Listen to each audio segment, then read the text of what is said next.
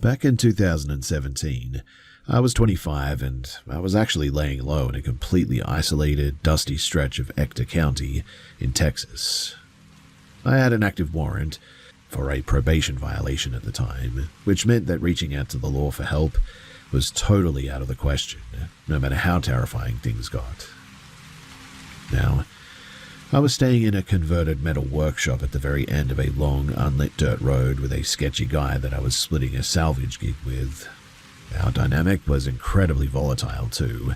Massive screaming matches that usually ended with him jumping into our only Jeep and tearing off in it, leaving me completely stranded. And to make things worse, the property was in a massive dead zone. If you wanted enough signal to send a text or even make a call, you had to physically walk over a mile down the dirt track to the main state highway intersection just to get a signal. Now, one Thursday night at around midnight, we had an absolute blowout. I locked myself in the back tool room to cool off, and when I finally came out, the Jeep was gone again. My phone was completely useless inside of the metal building, and I was so furious and wound up that I decided to just hoof it down the dark dirt road to the highway, figuring that he'd just be sitting in the driver's seat at the intersection where the reception finally kicked in. When I hit the asphalt at the edge of the highway, the road was completely dead though, no Jeep. I was totally on my own, surrounded by miles of flat empty brush and old oil fields. I started walking south along the shoulder toward a 24-hour truck stop that was another mile down the road, opening my phone and trying to call his number over and over as the bars finally popped up.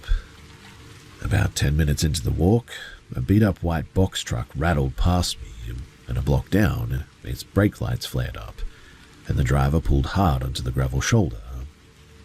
The engine just sat there, idling for a bit. I couldn't see anything through the back because it was a solid metal cargo wall, but suddenly the driver's side door swung wide open.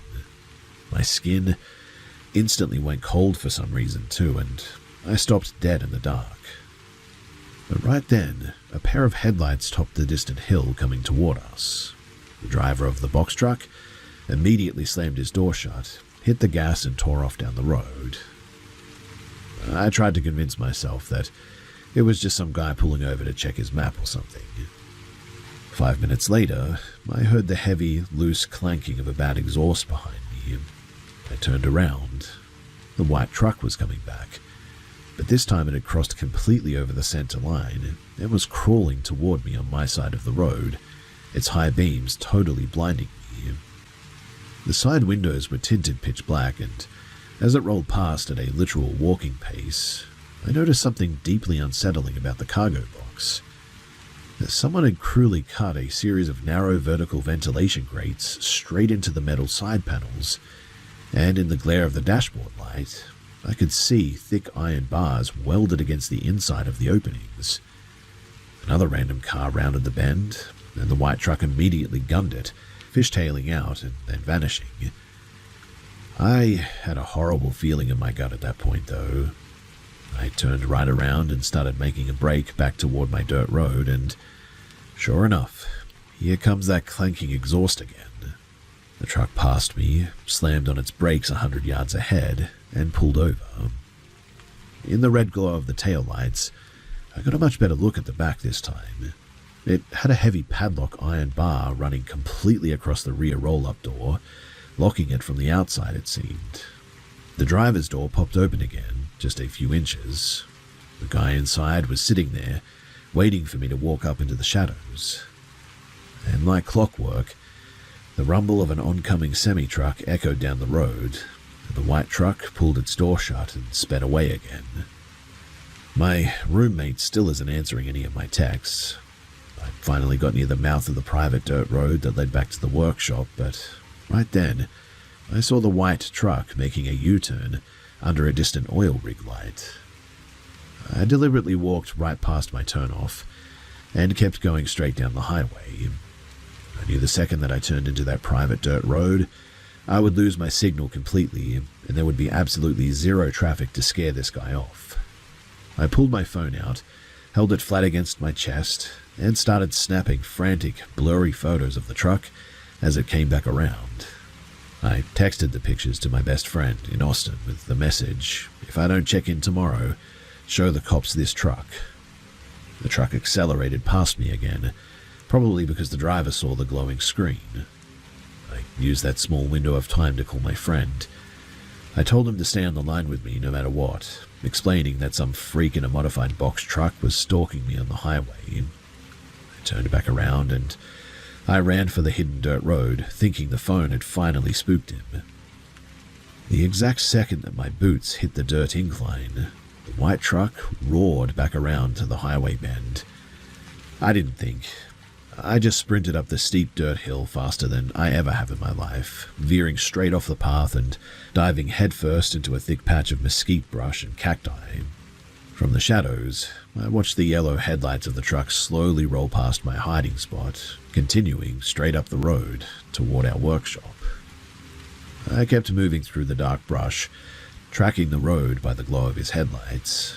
The night was dead silent, except for the old engine. I heard him turning around in our gravel yard before I even saw him too. I threw myself down behind a rusted piece of old machinery, pressing myself into the dirt. The white truck crept back down the hill, going about 5 miles an hour.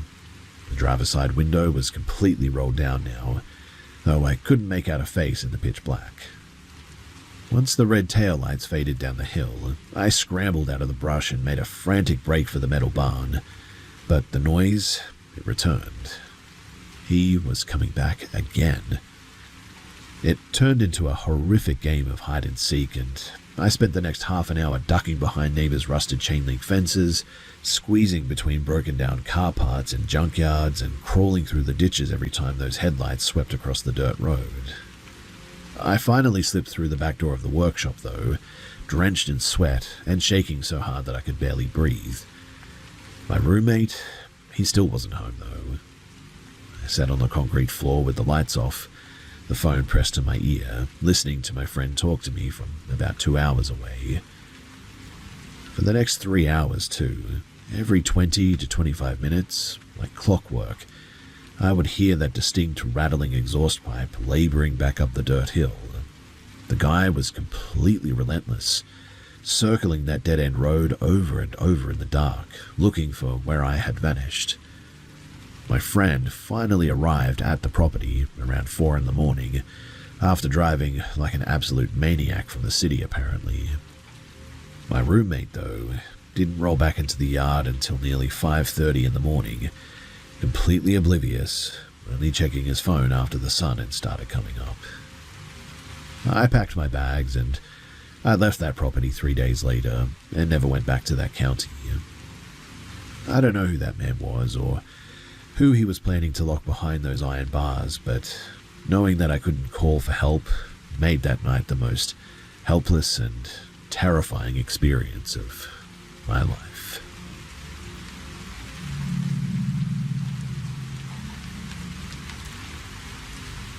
I'm not naturally a nervous person by any means. Back when I was a teenager, I even used to hitchhike around the outskirts of Seattle at 3 in the morning and never felt a single bit of anxiety. I've been in rough situations and usually I keep a completely level head. But a few years ago, I had an encounter that made me realize that your instincts will absolutely scream at you when something is genuinely wrong. This happened back in November of 2018. I was 23 at the time, living in a tiny depressing blip of a town in eastern Oregon. The main feature of the area was a massive state penitentiary, located just down the highway in fact, so the whole town always had this weird sort of lockdown energy to it. My car had been broken into and totaled by joyriders the week before, so I was desperately looking for a cheap replacement on OfferUp. I found an old Chevy truck for $900 cash, but I didn't have a ride to a bank, so my only option was to walk to the 24-hour Chevron station, about a half a mile away, to hit the ATM. It was a Tuesday night, well past 11, and the streets were totally deserted. The walk was incredibly unsettling too. The sidewalk was lined with these massive, thick bramble bushes, and the shadows were playing tricks on my eyes a bit. I had this intense crawling sensation on the back of my neck like I was being tracked as well, so I actually stepped off the curb and started walking right down the center of the asphalt, just to keep 20 feet of open space between myself and the hedges. I eventually made it to the gas station though, used the machine to pull out my daily limit of $500, and then had to awkwardly hang around the chip aisle until midnight passed so the system would reset and let me draw the $400 that I needed.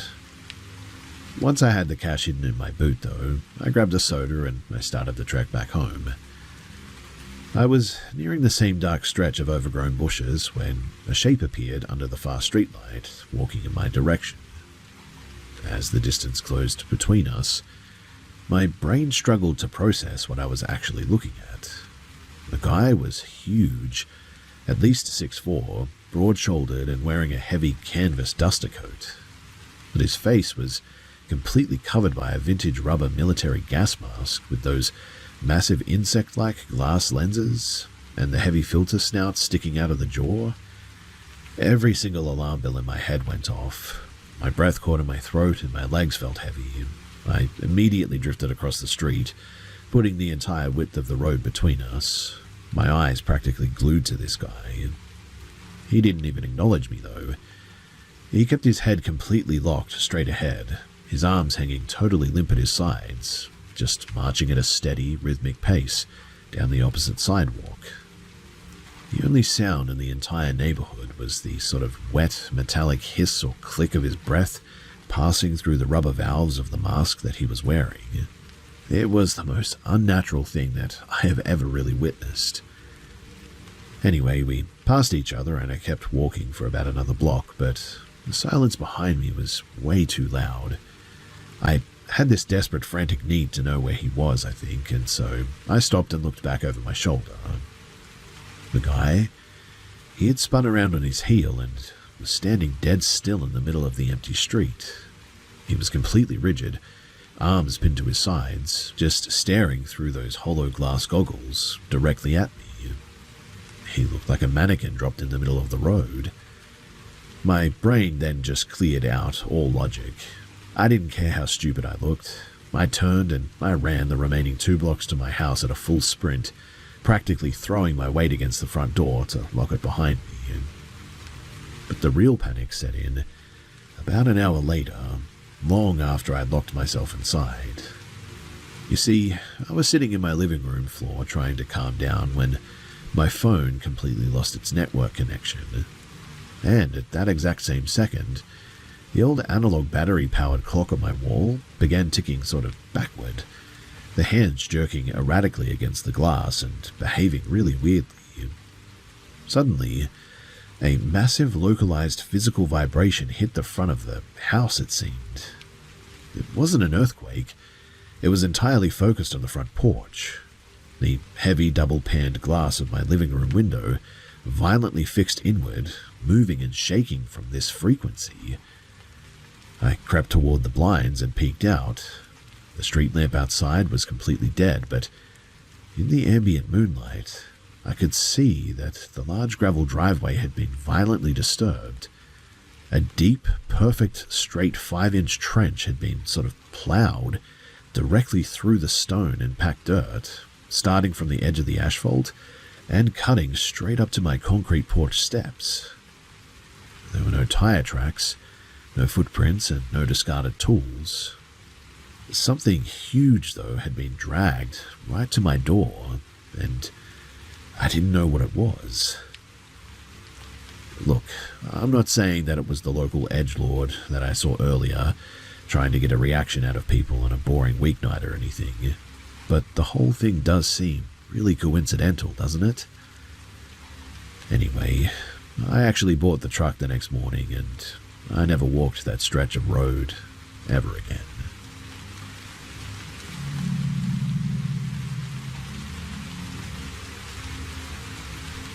I'm actually sharing this from a sleeping bag on the floor of my uncle's basement right now because I'm completely terrified and, quite honestly, a little bit disappointed with myself.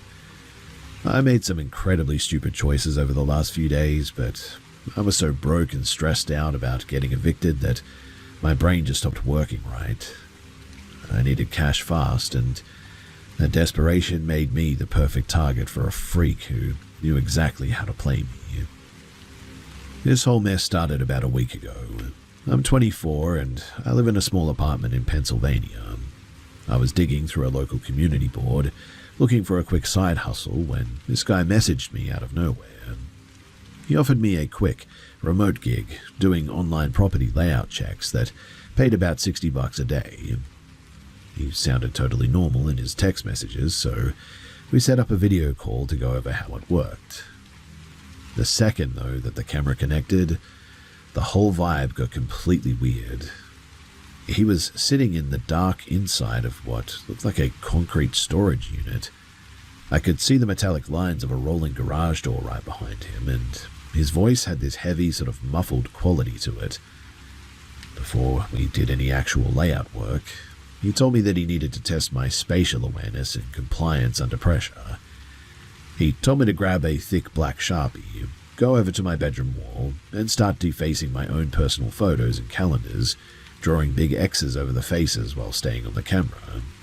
He kept calling it a focus drill, asking me after every single mark, does the room feel bigger now or smaller? I know how completely brainless that sounds, but last winter, some random person on a gig app paid me $200 just to film myself organizing a toolbox in alphabetical order for some weird student art film. So my brain just rationalized this as another eccentric internet thing. I avoided marking up anything irreplaceable, but the whole thing felt incredibly wrong, and this heavy, sort of sickening feeling started crawling up my spine. While I was drawing on the wall, his camera angle shifted slightly, and I saw that the floor of his space was completely covered in stacks of handwritten notebooks, with printed out social media photos of local college students taped to the covers or something like that. He was sitting there dead-eyeing me through the screen, though, completely motionless. Eventually, I started moving too slow because I was getting so sketched out, and the second that I paused, his tone completely flipped. He barked at me to grow up, told me that I blew the assignment, and slammed the call shut. The next morning, though, is when things got really bad. You see, he started texting my phone like nothing had happened, trying to chat casually. He brought up local spots right near me, like the Unimart down the hill, and then he brought up the old concrete coal breakers out in the woods. If you're not from this part of Pennsylvania, then you probably wouldn't know, but those abandoned structures are notorious for being dangerous places where even some bodies have been dumped over the years. And it is right down the road from my apartment, unfortunately. Now, I realized with absolute certainty that this was not a job. It was a predator who had just spent an hour recording me on a video. I had stupidly given him way too much information during our initial chat, including the fact that my parents live right behind the old brick diner on Route 11. My parents actually left last week for a long trip too, so their house is completely empty right now, which makes this whole thing even worse, but he started hounding me to meet up in person, saying that we could take a drive out by the railroad tracks, or he could just drop me by my place since he lived just around the corner anyway. I've blocked him on everything and deleted my accounts, but I haven't slept in like 2 days either. Every time that a car slows down outside of my uncle's house, my chest tightens up so bad that I can barely breathe. And really, I just sort of need to know how easily someone could track me down within my neighborhood, and what practical steps I could take to completely drop off this guy's radar.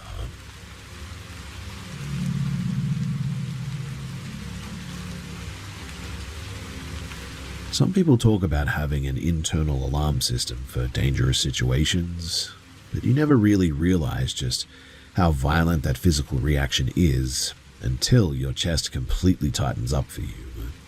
I'm 24 now, and this went down about 6 months back, but I still cannot shake just how fast a routine, exhausting shift turned into something that felt like a straight-up fight for survival. So, my cousin and I were working a brutal graveyard run, clearing out junk from a massive multi-level public storage facility in downtown Missouri.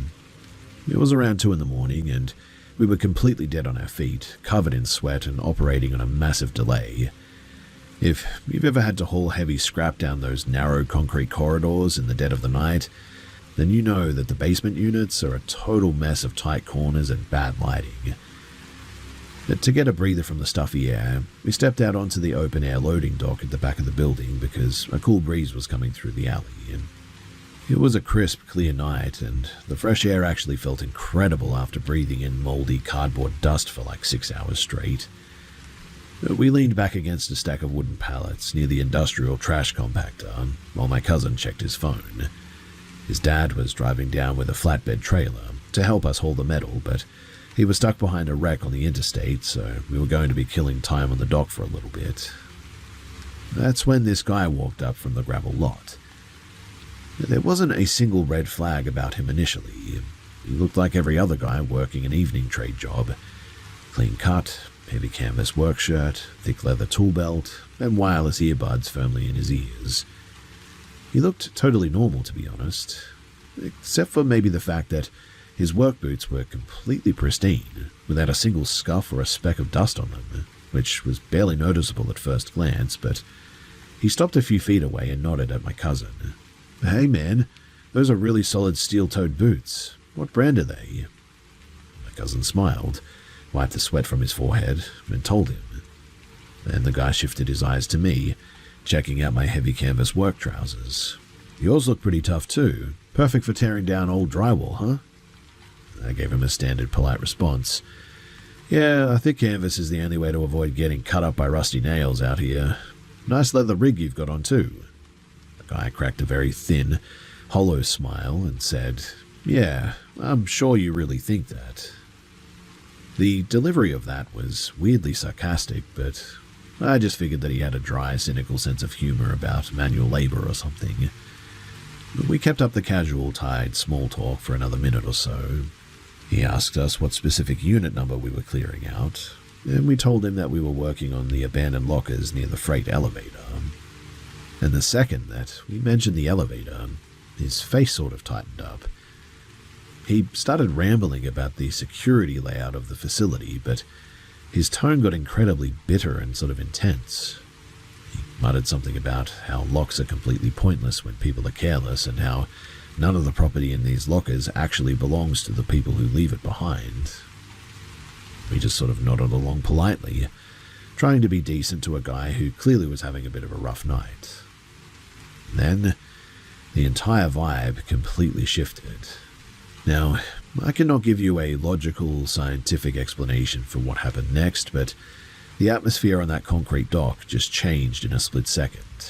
A wave of intense heat rushed up my neck, and the hair on my arm stood completely on end. It wasn't standard social anxiety. It was a primitive alarm going off in the center of my chest. The guy's face didn't twist into a scowl or anything, and his voice didn't rise. He kept talking at the exact same volume, but the expression in his eyes went completely dead. He was looking at the two of us the way that a predator looks at a target. There was this sudden, terrifying undercurrent of absolute malice and rage behind his eyes that had been completely hidden a second ago. While he was talking, his eyes shifted away from us for a split second, and he reached into his leather pouch, pulling out a heavy, blunt iron framing hammer. He didn't wave it around or swing it or anything. He just casually started tapping the solid steel head of the hammer directly against his own palm, seemingly bruising his skin over and over again, without looking down. He was just dead-eyeing us the whole time, his lower body completely frozen. My eyes darted to his tool belt at this point. He didn't have any actual construction supplies. No nails, no tape measure, no pencil. He just had that single heavy hammer, which was incredibly bizarre for somebody who claimed he was on site to fix a broken roll-up door. Then, right in the middle of a sentence about locker dimensions, he casually dropped, "I don't actually have a work order for this building tonight."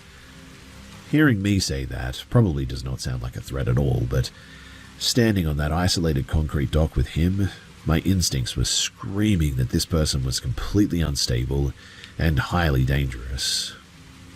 My cousin is one of those incredibly nice, oblivious guys who gets totally sucked into conversations and misses social cues all the time, and I knew that I had to break the connection immediately before the guy decided to act on whatever was brewing in his head.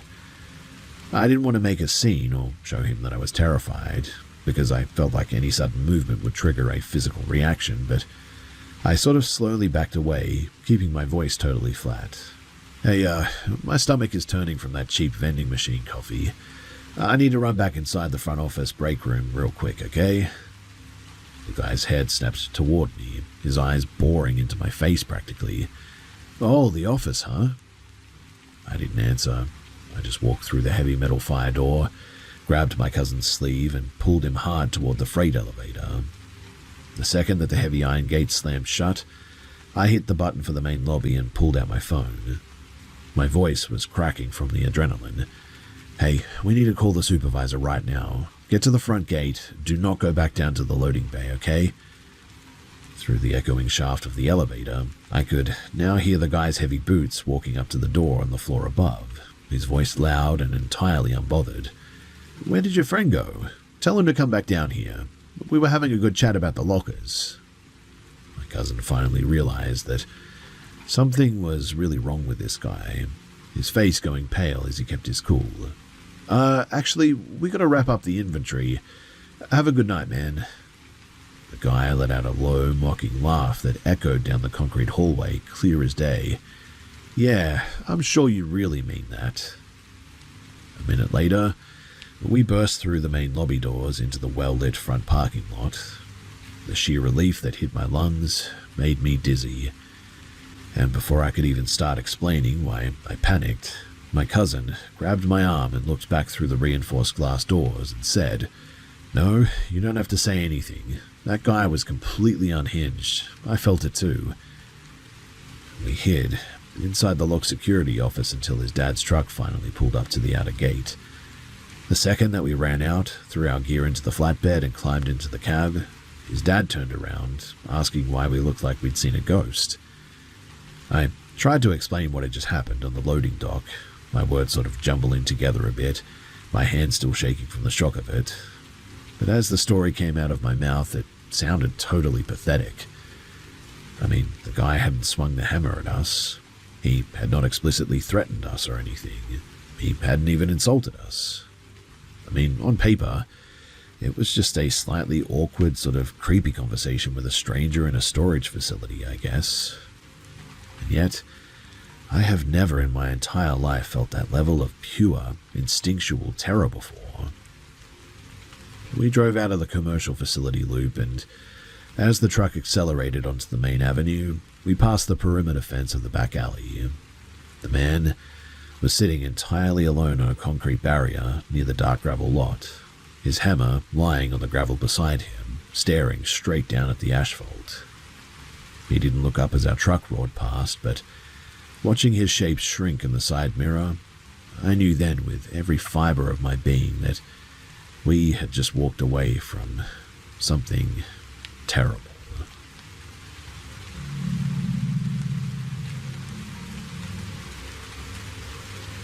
You wouldn't get how messy the trade setup is in these sprawling industrial parks unless you've actually worked in one, because if you're only used to neat commercial storefronts, this whole chaotic layout sounds totally made up. I get that. But it is really how it is.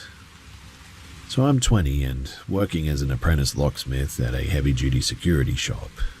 It's in an industrial corner, and since we're the only place for miles that does cheap walk-in key cutting, or lock rebuilding as well, and safe overrides, the daily backlog is an absolute joke. On any given Thursday, the concrete counter area is completely jammed with tradies and truckies spilling right out onto the pavement.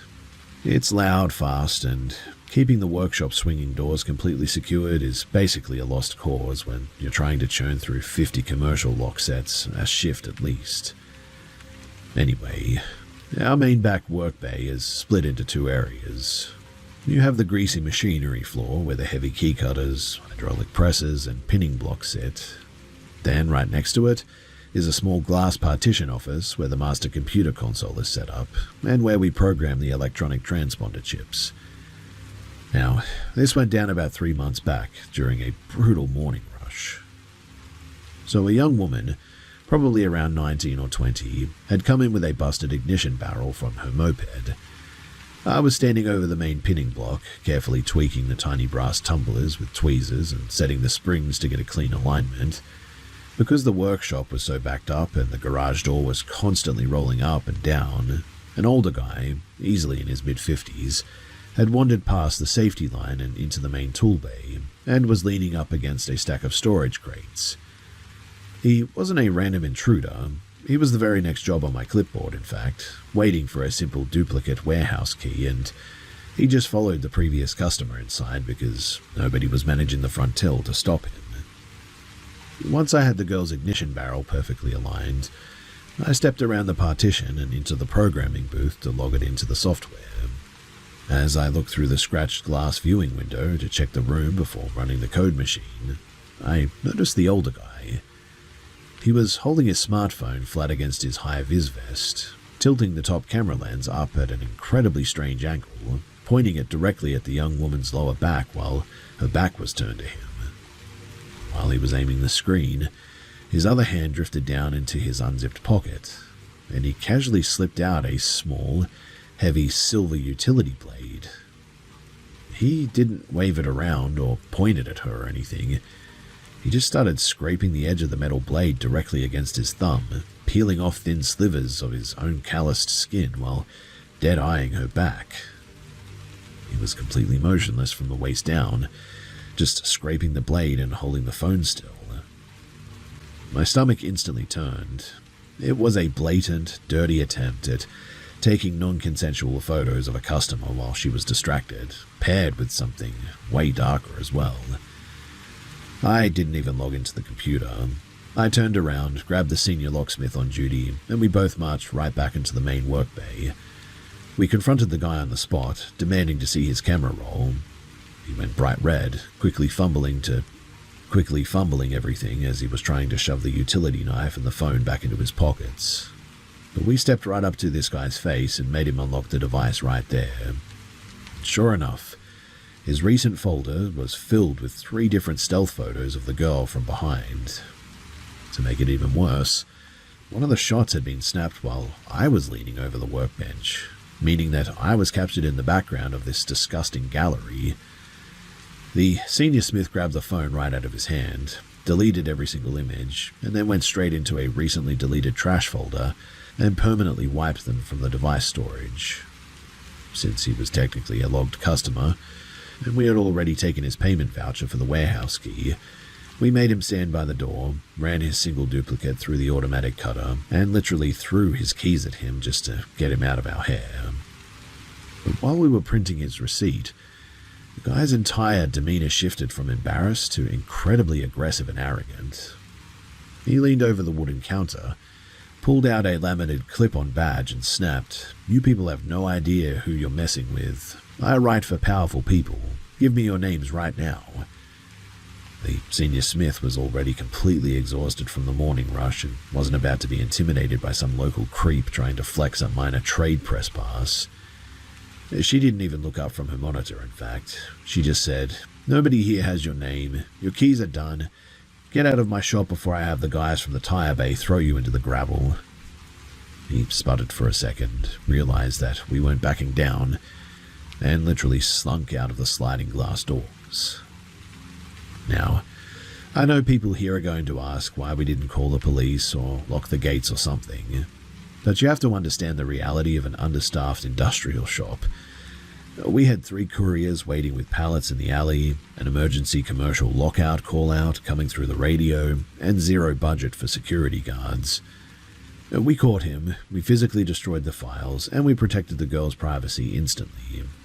Standing around waiting 2 hours for a van to show up over a misdemeanor phone offense just really isn't viable when the backlog is building out into the street, literally.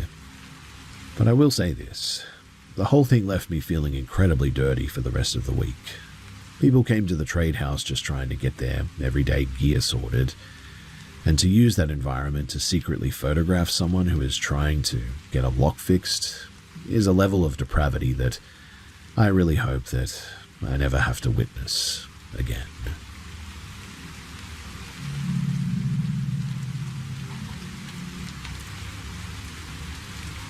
Some people look back at their worst moments and they wonder about the grand, sweeping choices that saved them. But I still look back at this night and wonder if a simple, stubborn aversion to a specific texture is the only reason that I'm still around to even share this. This went down back in 2019. I was 20 at the time, working a tedious stocking shift at a commercial print shop in a pretty gritty industrial pocket of Iowa. A guy that I'd never seen before walked in the front loading bay, looked around for a second, and then marched straight up to my workbench to ask for my number. He was wearing clean work pants, a structured jacket, and had this very polite, confident, old-school charm that really completely caught me off guard, if I'm being honest. Against my better judgment, I said yes when he suggested picking me up the following Tuesday afternoon for a quick lunch date. When he pulled up to my apartment complex a few days later, he was driving a heavy, enclosed white cargo van. The second that I climbed into the passenger seat, he handed me a large, thick plastic container of pre-made mango smoothie. He smiled and said that he'd snagged it from a wholesale market right down the road from my place so that we could hit the highway faster. I took a tiny sip through the thick straw, and my mouth immediately recoiled. It was completely warm, heavy, and tasted chalky and bitter. I have an absolute fixation on cold, smooth textures and cannot stand warm or grainy drinks. That trivial little detail is the exact moment, too, that the entire trajectory of the night completely shifted. Because I couldn't stomach the texture, I set the plastic container down in the deep side pocket of the door panel. I didn't want to be a rude guest on the first date, so every few minutes I'd pick the bottle up, fake a long sip with my lips tight against the straw, and just pretended to swallow before sliding it back into the door pocket. But sitting there in the echoing, unlined cabin of the van, my brain started working overtime. Why would somebody buy a person a random heavy wholesale drink when the entire stated purpose of the afternoon was to go and sit down at a diner together? He hadn't even asked what flavors I liked. And then the red flags started piling up at lightning speed. He blew right past the central industrial exit where all the local food spots were. When I pointed it out, he gave a dismissive little laugh and said that he knew a much better secluded park a little further out of town. As we kept driving, I started catching him in weird, pointless lies. For instance, he claimed that he worked as a dispatcher at the main freight depot right down the street from my house, but I told him that that was impossible because my brother-in-law managed that specific depot yard and I knew the entire small crew pretty much by name. He didn't even try to defend the lie. He just went totally silent and dead-eyed the road ahead. Over the next 20 minutes, he asked if I had finished my smoothie, not just once or twice. He asked me at least 10 separate times, his eyes darting down to the door panel every single time that I took a fake sip. By the time that he had veered off the main state route, the sun had completely dipped behind the tree line, leaving the dirt road in total darkness. He then took a sharp turn down an unlit gravel road, heading directly into the dense woods out past the local water authority reservoir. At that point, a heavy, cold weight settled into my stomach. My survival instincts kicked in, and a voice in my head told me that I needed to remain completely calm, keep my voice level, and do absolutely nothing to provoke or escalate his behavior. Every time the van hit a rut in the dirt, something loose and metallic inside of the dashboard compartment would rattle furiously as well. It sounded like an industrial roll of thick copper wiring or maybe heavy metal chains shifting around or something. He kept tapping his fingers on the plastic housing though, completely fixated on the vibration while a strange intense smirk grew across his face. While he was driving, he reached down to the center console eventually and picked up a heavy matte black rifle laser sight, the kind meant to clip directly onto a tactical rail. He didn't say a word, but his thumb clicked the pressure switch on the side, and instantly an incredibly bright, intense red dot flared to life, projecting directly onto my chest, right over my heart. He held the detached sight perfectly steady in his grip, keeping the dot burning into my shirt while his eyes remained locked onto the dark road ahead. Every time, too, that his thumb pulsed down on the pressure pad, the red beam would flicker, painting a target on me in the pitch-black cabin. And then, his entire personality just dissolved. He began driving like an absolute maniac, violently jerking the steering wheel from side to side using only his elbows while gripping his own hair. He started screaming at the windshield, yelling at the top of his lungs that he was an unappreciated genius, that he was the next major prophet, and that I was his chosen queen. He slammed on the gas, tore off the graded road, and drove the van straight through a clearing and into the forest. Branches were scraping aggressively against the passenger side door, and eventually the tires crunched to a halt, the headlights cutting through the dark, reflecting off of a flat black sheet of water. He had stopped the vehicle right at the absolute lip of a remote reservoir lake, the front bumper hanging over the mud. He cut the engine and then he just sat there. For 15 agonizing minutes, neither of us said a word. He just stared through the windshield into the black water. The air inside the cabin felt thick, hot, and suffocating. It felt exactly like he was waiting for something to happen, or waiting for me to lose consciousness from whatever was mixed into that warm, chalky bottle. Suddenly, he opened his door and stepped out into the pitch black, slamming the heavy metal door behind him. I couldn't see where he went or what he was doing in the dark, and my pulse was now racing so quickly that I could feel it buzzing in my fingertips. The second the door latched, I grabbed my phone, slammed the screen brightness to 0, and frantically texted my friend, "Call me in exactly 60 seconds, tell me there's an emergency leak at the workshop and I need to come in right now to secure the bay. Don't ask questions, I'm out past the lower reservoir road." My phone started vibrating in my palm less than a minute later.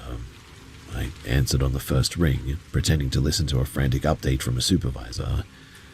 The guy opened the driver's door right as I hung up, climbing back into the high seat. He smelled of cold mud and rust, and he stared at the glowing phone screen in my hand, his face completely blank. "So, you have to go back, huh?" he asked, his voice dead and hollow. Yeah," I said, keeping my breathing as steady as humanly possible. "My boss said the high-pressure line burst in the rear bay, and the whole floor is flooding. I'm the only key holder with the main valve code." He sat in the dark for another 3 minutes, staring at the lake, before he finally twisted the key into the ignition. He turned the van around and drove the entire 40 minutes back to my apartment complex in absolute unbroken silence. He didn't even look at me when I got out, and he tore out of that parking lot before my front door even clicked shut. I blocked his number immediately, and I never saw his vehicle in town again after that. To this day, I can't look at a pre-made plastic store drink without getting a sick feeling in my throat. If that drink hadn't have been warm and gritty, if I had actually swallowed whatever was inside that bottle instead of just pretending to sip it to be polite, I really don't think that I ever would have made it out of those woods.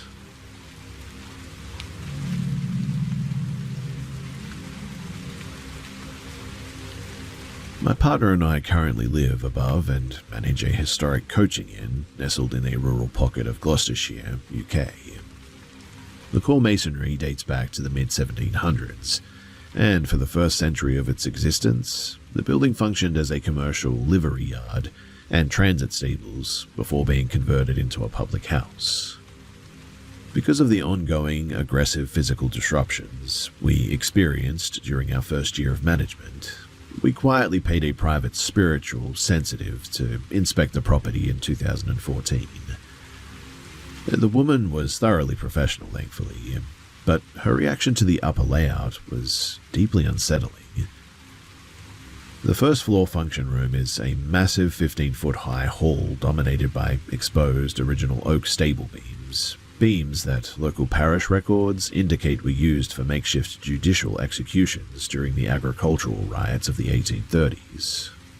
The sensitive claimed the room acted as a dense, unmapped transit corridor for multiple historic currents, including the residual consciousness of a young girl, roughly 11 years old, who had perished in the rafters apparently. However, her reaction to the lower cellar, where we store our commercial beer barrels, was far worse. The moment that her foot hit the bottom stone step, her breathing became entirely shallow. She refused to stay inside of the room for more than 60 seconds, claiming that the space harbored a severely hostile, non-human compression of energy that was causing her chest pains. She demanded that we immediately vacate the lower level, in fact. At the time, I sort of just shrugged it off as a psychological suggestibility. But over the last decade, the building's structural anomalies have become entirely, well, normal. So my partner and several regular patrons have frequently reported watching the distinct silhouettes of an elderly couple sitting at the far end of the oak bar during off-peak hours, only for the space to be entirely empty when staff approached to take an order. I never saw the couple myself, but 3 summers ago, I was tending to the hanging baskets in the rear courtyard when I looked up at the darkened window of the locked upper function room. A man's face was pressed flat against the glass, staring down at me with an entirely rigid, expressionless posture. My partner, a kitchen porter, and 2 suppliers all witnessed it simultaneously too. Assuming that the trespasser had slipped past the staff doors, my partner and the porter sprinted up the wooden staircase. By the time that they threw the doors open, the hall was entirely vacant, but the heavy velvet curtain covering that specific window was still swinging violently when they got there. When we pulled the closed-circuit security logs, the digital cameras showed 0 human presence in that corridor, only the sudden isolated displacement of the curtain as if a heavy weight had brushed past it. There were no open vents or drafts or anything that could account for it. Now, the physical interference in the lower cellar, though, that has had a direct commercial impact. You see, over the past 5 years, every single drayman and cellar hand that we've employed has reported a localized static sensation whenever they change a keg. Specifically, the feeling of invisible fingers tightening around their hair or tearing at the fabric of their work shirts. Worse too, for a continuous 3-year period, the building's main industrial fire and burglar alarms would trigger simultaneously at exactly 3:03 a.m. almost every night. Every single diagnostic log indicated that the trip originated from the cellar sensors. Whenever my partner went downstairs in the dark to investigate a potential break-in, he would find the heavy pressurized brass coupler lines manually disconnected from the metal keg heads. And anyone who works in the trade knows that engaging a commercial keg coupler requires an immense amount of deliberate, downward physical force and a twisting lock mechanism too.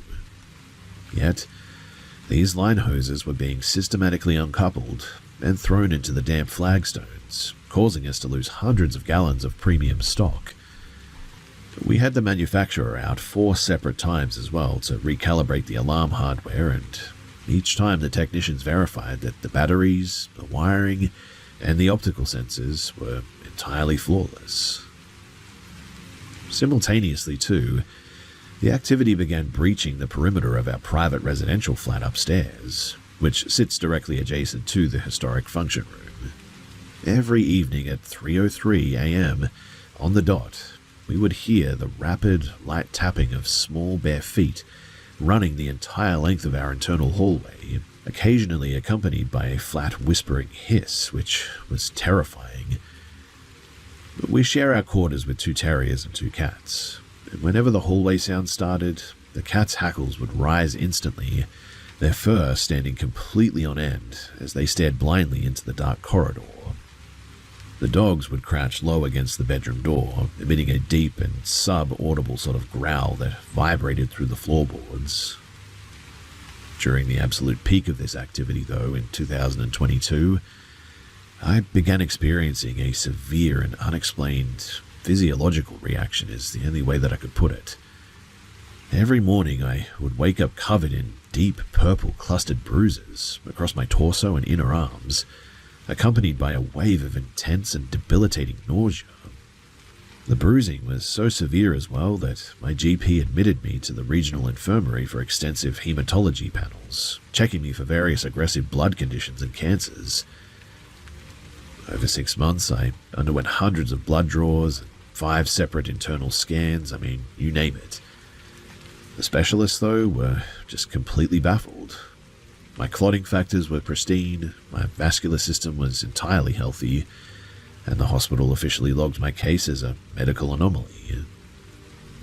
The activity experienced a massive decline last year, though, giving us a brief window of just total peace, which was absolutely serene. However, I am currently 20 weeks pregnant, and 3 nights ago, the atmospheric weight returned to the flat.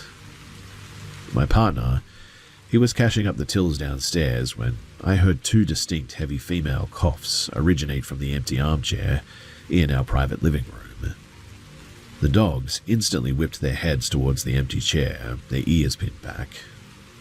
And since that night, there's this constant feeling that I'm being watched. My own mother completely refuses to spend the night in our guest room as well because she develops an instant, blinding migraine the moment that she sits down, claiming that the air feels occupied.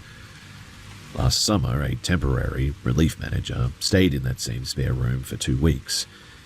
She woke up on her 3rd morning with 3 deep parallel vertical scratch marks tracking down her left shoulder blade.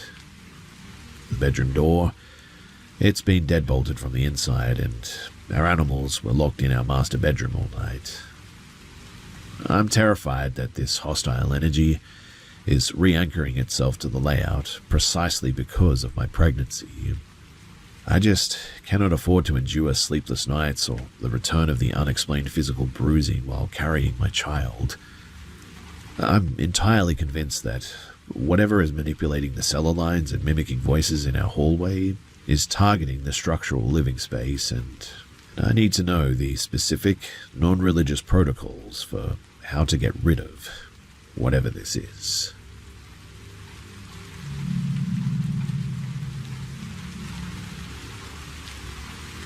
This happened back in 2018 when I was 23 years old. At the time, I was living full-time with my grandfather in his ground floor condominium unit in a quiet forested suburb of Alberta. The suite, it sat at the very back of the complex, facing a dense unlit belt of pine trees.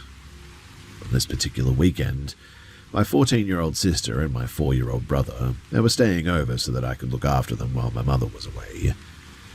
My partner, who was 24 as well, was also hanging out with us too. It must have been around 8:30, and the evening was entirely normal. We were all gathered in the main living area, which featured a large sliding glass door opening directly onto a concrete patio, and a secondary deep-set picture window looking straight into the tree line. Because it was pitch black outside, we had drawn the heavy fabric vertical blinds across the sliding door, but the smaller picture window by the television, it was still uncovered. We had dragged a double mattress into the center of the room so that the kids could watch a movie at night. My little brother was sitting on the edge of the mattress in just his diaper, right in the middle of changing into his pajamas, and I was standing about 3 feet away, directly aligned with the open glass of the picture window.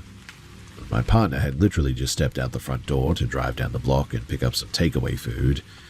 The locks on the front door had clicked shut, maybe 30 seconds prior, and then the room just completely transformed. It didn't feel like a spiritual presence or anything, but it felt like a violent mechanical drop in localized pressure.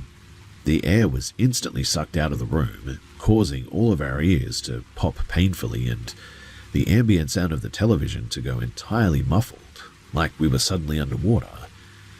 The sensation was so physical too that my 14-year-old sister instantly whipped her head around to look at me, her eyes wide with confusion. In the exact millisecond our eyes locked, my 4-year-old brother stood up perfectly straight on the mattress. The color drained from his face so fast that he turned a sickly translucent grey. He pointed a shaking finger directly at the glass behind my shoulder and began screaming at the absolute top of his lungs. A piercing, frantic shriek of just pure primal survival panic. "Close the lines," is what he said. "It's on glass." My stomach dropped so violently that I felt instantly physically sick. My sister sprinted across the room, grabbing my arm, while my brother continued to scream, hyperventilating so hard that his chest was heaving. Neither my sister nor I could see anything through the black pane, but the sheer terror radiating from a 4-year-old made me lunge forward and violently rip the cord to drop the blinds over the window. The moment, too, that the plastic slats snapped shut, it was like everything began to move in slow motion. My peripheral vision blurred, and a thick dreamlike sort of detachment settled over my brain. It felt like trying to sprint through deep water. We were holding my brother, trying to muffle his crying, when his eyes darted toward the seam of the closed vertical blinds. He began kicking his legs, screaming even louder, saying it didn't stop. Panicking, I scooped him up under my arm and ran toward the sliding glass patio door, my sister clinging to the back of my shirt. I completely lost my head, if I'm being honest. I didn't want to be trapped in that compressed living room, so I yanked the sliding door open, tore through the outdoor vertical blinds, and burst out into the concrete patio into the freezing night air. The moment, too, that we hit the outdoor air, the pressure returned to normal. My brother's hyperventilation slowed down for a brief second. His breathing became less labored as he buried his face into my neck. But the slow-motion, detached sensation hadn't left my head yet. I was standing on the dark patio, looking at the silent pine trees when my brother stiffened again. He slowly turned his head toward the empty brick wall of the condo, just 2 feet to our left. His voice dropped into a terrifying flat whimper. "Next to us," is what he said. I nearly passed out from the sheer spike of adrenaline, and I didn't even look at the wall. I turned around, carried him up the concrete garden stairs, and ran entirely out to the bright-lit asphalt parking lot at the front of the complex. We collapsed onto the communal concrete steps, all three of us shaking uncontrollably in the cold. Once I could finally control my fingers again, I pulled out my phone to check my partner's location on the tracking app, assuming that they must have been halfway across the neighborhood by now, given how much time I thought had elapsed. When the screen lit up, my brain just experienced what I can only describe as a massive logical glitch. She had only left the house 4 minutes ago. Her car icon was idling at the traffic light just 3 blocks down the street. The entire ordeal, running through the flat, the patio escalation, the slow-motion escape, had occurred in a span of less than 3-4 minutes. I called them, though, frantically, my voice cracking as I explained that we were locked out on the front steps and they needed to come back immediately. They were completely confused, repeating that they had just turned the corner and didn't understand how a crisis of that scale could have unfolded in the time that it took them to listen to one song on the radio. We sat on those cold concrete stairs for over half an hour, I think, until they eventually returned with some food, refusing to even look at the front windows of the flat. Now, what makes the memory even more unsettling is our cat. He was an incredibly vocal, territorial indoor cat who usually followed us into every room. During the entire panic inside, he was completely missing. But the moment that we sat down on the front exterior steps, I looked up at the high, narrow transom window above the building's front door, and the cat was sitting perfectly upright on the interior ledge, staring down at us through the glass with a completely unblinking focus. He didn't meow or scratch at the pane. He just watched us with a really eerie stillness. My little brother was completely disassociated for the rest of the night. He wouldn't look at the television or eat any food, completely shutting down.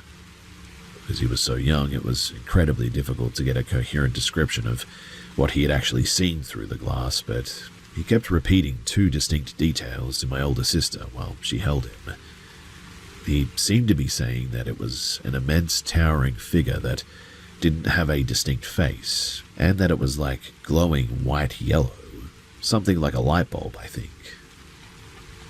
As he grew older, his mind completely blocked out the event.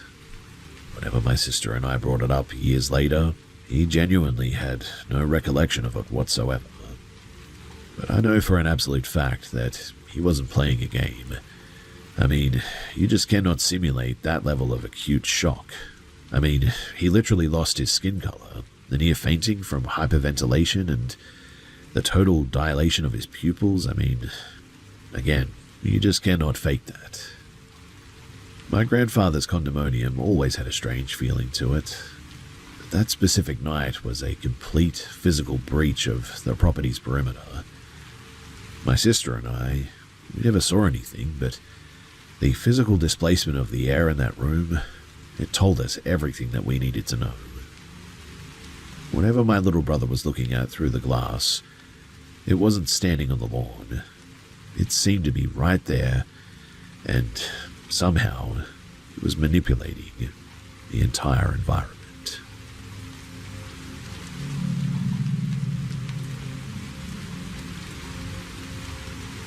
I'm a 28-year-old dental hygienist, and my husband and I currently live in a 4-bedroom suburban house in Berkshire where I was raised. Growing up here, the property felt structurally quiet to me, I guess. I mean, I occasionally heard the settling timber or footsteps on the landing at night, but nothing that really disrupted my routine or gave me second thought. My mother and sister, however, had an entirely different relationship with that layout. Throughout our teenage years, my sister was systematically targeted by, well, an anomaly. Objects would frequently displace themselves from her chest of drawers, and she routinely pointed out geometric distortions in developed family photographs. The most acute incident, though, occurred when she and I were sitting on her mattress discussing a school project, when, without warning, every heavy textbook and storage box on her built-in closet shelves were violently propelled forward into the center of the room. My sister jokingly designated the presence as Alfred, a piece of dark humor that turned incredibly sour when a maternal aunt uncovered parish records indicating our great-great-grandfather, of the same name, had passed away from an aggressive fever in that exact sector of the house. My mother had experiences too. She was plagued by acoustic mimics, I think is what you call them. Specifically, the clear, distinct sound of my sister or me calling out her name from empty rooms. The phenomenon was so precise, too, that even my own father, who was an extreme religious skeptic, even he believed it. While he and my mother were preparing dinner in the kitchen one night, both of them froze as my voice clearly echoed down the stairwell, calling out for my mum. But they both knew that night, I was at least 40 miles away, spending the weekend at a friend's house and reading. When my mother and sister eventually moved out into their own respective properties, they claimed the acoustic mimics followed them too, embedding themselves into the drywall of their new homes. I assumed that they were simply hypersensitive, because when my husband and I took over the mortgage of the childhood home 3 years ago, the place was entirely quiet. The silence, though, lasted exactly until last October, when we brought our newborn daughter home from the hospital. Now, medical professionals might immediately attribute the following timeline to chronic sleep deprivation, postpartum exhaustion, or perhaps even hormonal shifts, but I'm a medical professional myself, and I clung to those rationalizations for months as well. But human exhaustion does not manipulate mechanical door hardware. The disruption began with the return of the acoustic mimic, this time targeting my husband. During our daughter's second month, she began sleeping in a predictable and stable routine, waking only once in the early hours, really. Because my husband worked long shifts as a structural engineer, I took over the night shift responsibilities entirely so that he could remain rested. Yet, despite him being deep asleep in the master bedroom, he began waking up to the unmistakable sound of my voice whispering his name directly from the dark ensuite doorway. And then, the anomalies began focusing strictly on my proximity to the baby. The first physical escalation occurred at 2 a.m. during a night when our daughter was entirely inconsolable, screaming from acute colic. I was pacing the length of the nursery, bouncing her against my shoulder, when the ambient temperature in the center of the room just instantaneously dropped. A profound, freezing chill tracked directly up my spine, so intense that it actually made my breath hitch. In that exact second, too, my daughter stopped crying mid-shriek. Her entire body went completely rigid, and her eyes snapped open, focusing with absolute unblinking clarity on a point in the air precisely 3 inches behind my left shoulder. The sudden stillness of an infant who had been hyperventilating for an hour was so unnatural that I immediately sat down in the nursing chair, pinning my back against the wall, paralyzed by a wave of intense and visceral paranoia until, well, dawn, really. 3 weeks later, something else happened in broad daylight. It was a bright, clear morning, around 7, I think. I had brought our daughter into the living room for her morning feed and a brief period of floor play before her first nap. The living room's gliding chair was positioned with its high back directly facing the heavy timber door of our master bedroom, which was completely closed and latched. And as I rocked her, she began to fuss a bit. Simultaneously, that same distinct, localized wave of freezing air swept over my neck all of a sudden. My daughter instantly ceased her fussing, her eyes locking onto the space directly behind the glider. And then, behind me, the distinct metallic sound of the brass door handle turning echoed through the silent room. I heard the mechanical click for the internal latch withdrawing from the strike plate. The heavy timber door slowly, smoothly swung wide open. Hoping against hope that my husband had simply heard the baby crying and was stepping out to assist us, I called out his name into the corridor. There was no response. I turned the chair around. The hallway was completely empty. I sprinted into the bedroom. My husband was fast asleep under the duvet, snoring loudly. The shock of the mechanical manipulation, though, was so severe that we spent the afternoon completely rearranging the living room furniture so the gliding chair sat squarely in a corner, eliminating any blind spots behind my head. I have watched that specific door latch slide open twice since that morning, too.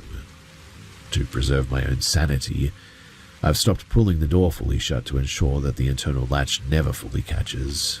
That way, whenever it does swing open, I can usually convince myself that the draft from the pedestal fan finally generated enough atmospheric pressure to push the timber.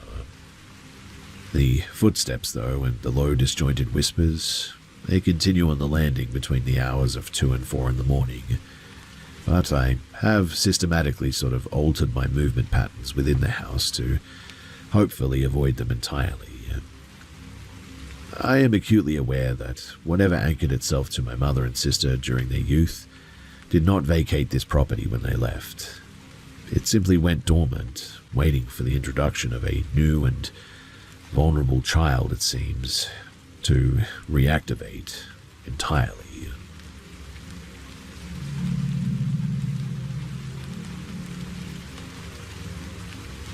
I'm 21 and a uni student, living in an old multi-story house in the suburbs of Nottingham. Looking back, my childhood here was full of weird habits that my mum always blamed on night terrors. She used to tell me that she'd find me standing completely stiff in the dark at 3 in the morning, my face just inches from the wall, having full, quiet conversations with the bare plaster. But as I got older, the things happening in the house became impossible to explain. The worst spot has always been the basement. Ever since I was a little kid, I've had a gut-level hatred of going down there. The air always felt incredibly heavy and metallic, enough to make me instantly sick to my stomach every time. Heavy tools and wood scraps left flat on the workbenches will constantly move on their own and thud onto the concrete floor when everything else is completely still. Out of the corner of my eye, I'd always catch these fast, dark shapes darting across the doorway of the boiler room. But whenever I whipped my head around to look, the space was always completely empty. The physical stuff started ramping up, though, when I was a teenager. I was sitting on the living room sofa with a friend one day when I felt a sharp, hard yank on my hair, like somebody had grabbed a few strands and explicitly pulled them upward. I spun around instantly, but the sofa was pushed flat against a solid brick wall. The weird thing, though, was that there wasn't even an inch of space for someone to be hiding there. At the same time, we kept seeing this incredibly tall, dark shadow around the house. For years, I tried to convince myself, too, that it was just a weird optical illusion from the streetlights outside, but the shape was always exactly the same. The first time that I saw it clearly, I was about 17. I was lying awake at night and looked out of my open bedroom door toward the landing, and standing right against the guest room frame was a massive pitch-black silhouette. It was so impossibly tall and gaunt that its upper body had to bend at a sharp and unnatural angle just to fit under the ceiling. When I told my dad about the weird shape the next morning, his usual practical, no-nonsense attitude completely dropped. He's a total skeptic who doesn't believe in anything paranormal, but even he went totally pale and admitted that he'd seen the exact same giant silhouette in that exact same corridor 3 months earlier. Things started getting a lot more aggressive after that, too. One winter night, I walked into my dark bedroom and saw a low, dark shape with what looked like multiple limbs scramble across the carpet. Thinking it was one of our German shepherds, I watched it head straight under the carpet, but the gap between the base of the bed and the floor is less than 6 inches. And I mean, there's just no physical way that a big dog could fit under there. When I called out, both of our dogs came trotting up the stairs from the kitchen downstairs, completely clueless. The scariest thing, though, well, that happened 2 winters ago when my sister and I were home alone, and is why I'm here. She came into the kitchen shaking, and she said that she could hear heavy footsteps on the floorboards right by the bottom of the stairs. I went out into the hallway with her to listen, and the sound was unmistakable. Heavy, solid boots were stomping up the wooden stairs one by one, making the drywall vibrate. We thought that we were dealing with a violent home invasion at first, so I grabbed a chef's knife from the counter and we ran into the small family bathroom and locked ourselves inside. Through the thick wooden door, we listened to those heavy, deliberate footsteps pacing back and forth along the narrow hallway carpet. We were absolutely paralyzed with fear. We heard the front security door downstairs slam shut so hard that it rattled the pipes. Assuming that the intruder had left, we stayed locked into the bathroom and phoned our grandmother, who lived just 2 streets away, asking her to bring her spare keys and check the outside of the house. When we saw her car pull into the gravel driveway, and she knocked on the window, my sister and I finally came out to unlock the door. Every single door and window, the front door, the back porch, all the downstairs window latches, were all locked and bolted from the inside. Nobody else had a key except my parents, and they were miles away in London. Whatever had marched up those stairs and slammed the door had never actually broken a physical lock to get in or out. The house, it really took a turn for the worse about 3 months ago, though. Out of pure curiosity, I downloaded a ghost hunting audio app on my phone to check for electronic voice phenomena, and ran a few cycles down in the basement at one point. The audio files actually picked up clear, muffled voices that seemed to answer my specific questions.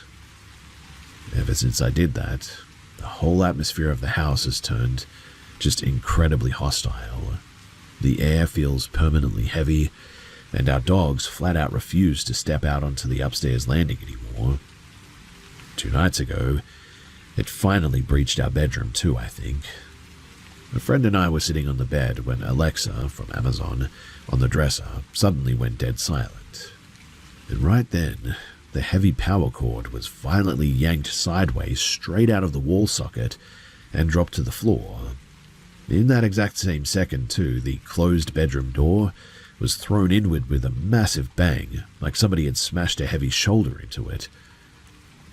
The final straw, though, that happened yesterday afternoon while we were clearing out the old wooden coat closet in the front hallway. Scraped and deeply charred right into the hidden plaster wall behind the coat hooks was a horrific image. It looked like it had been systematically burned into the wall with a high-temperature torch or something. The burn mark showed a small, featureless child tightly clutching an electrical wire, following the line down toward the floorboards. Standing directly behind the child was a second, much larger shape, with long, stretched-out hands wrapped completely around the small figure's neck. The soot residue is completely fresh too, and the smell of the burnt plaster is still leaking out of the closet. We are now actively looking for a new place to live, and whatever has burned itself into the walls of this place isn't staying hidden anymore, and we just don't want to be here.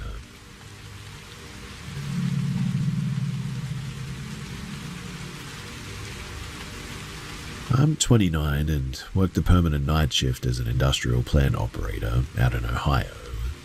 Because of my schedule, my whole routine is completely flipped. I usually wake up at around 5 p.m., run my errands in the evening, and find myself wide awake and restless in the early hours of the morning. To stay in shape, I started walking a big mile-long loop that connects two old Victorian-era cemeteries, sitting directly across a two-lane county road from each other. Because of my shifts, I usually do these walks between 2 in the morning and 4 in the morning. Even though the place is totally isolated, it never really creeped me out. The grounds, I always felt completely quiet and just sort of empty. Anyway, last night was really no different. I got to the fence of the larger cemetery at around 2:30 and I parked my car right against the iron railings, directly opposite the gates of the smaller yard. I started my routine by crossing the road into the smaller cemetery, using a small flashlight to read the old headstones. After about 20 minutes, I would say, I crossed back over the tarmac to the main grounds to finish the big 1-mile loop. I had my noise-cancelling headphones on, listening to a lecture, and would occasionally step off the path to upright small statues or trinkets that had been knocked over by the wind. By 3:15, I was finishing up the last part of the loop, coming up toward the main gates right behind where my car was parked. I had parked directly under a bright street lamp, and as I got within about 30 yards of the car, the yellow light flooded through the rear windshield, showing a stark and perfectly clear silhouette of a large man sitting completely upright right in the middle of the back seat. I stopped dead in my tracks on the gravel path. My brain immediately tried to rationalize it as a trick of the light. Maybe the street lamp hitting the headrests or the window tint or something. I stared at it for a solid 10 seconds. The shape had a distinct physical bulk to it too that completely blocked out the light from the other side of the road. Assuming now that I was walking right into a car break-in, my adrenaline spiked. Because I walk these dark roads alone all the time, I carry a firearm in a concealed waistband holster, and so keeping my eyes locked on the back window, I pulled my weapon and stepped silently off the gravel onto the wet grass, trying to loop around and flank the passenger side. As I shifted angles to get a direct look through the side window, the silhouette's head slowly and smoothly turned right toward me. The movement was really weirdly fluid, without any hesitation. There were no facial features, though, no clear texture, and no reflection from the street lamp. Just a dense, pitch-black mass taking up the physical space of the back seat. I dropped into a low crouch behind a thick granite headstone, using the stone for cover now. Reaching into my pocket, I pressed the unlock button on my key fob, knowing that it would instantly trigger the bright, white LED interior dome lights. I braced myself to confront an intruder hiding on the floorboards. The locks clicked open, the entire inside of the car was instantly flooded with bright white light. but the car was completely empty. Mind you, the change was instantaneous. There was no sound of a door opening, no shift in the car's weight, and no shadow running off into the darkness of the cemetery anywhere. Whatever had been sitting on the back seat just simply ceased to exist the exact millisecond that the lights came on. I quickly advanced on the car with my weapon raised, my boots sinking into the mud a bit. I did a full careful walk around of the exterior before looking straight down through the glass into the rear footwells. There was no space under those seats to hide a grown man. The floors were totally bare anyway. I jumped into the driver's seat, started the engine, and tore away from the cemetery gates at full speed without ever looking back at the rearview mirror once. Now, I like to think of myself as a pretty practical, detail-oriented sort of guy by trade, but the sheer precision of what happened has completely messed with me.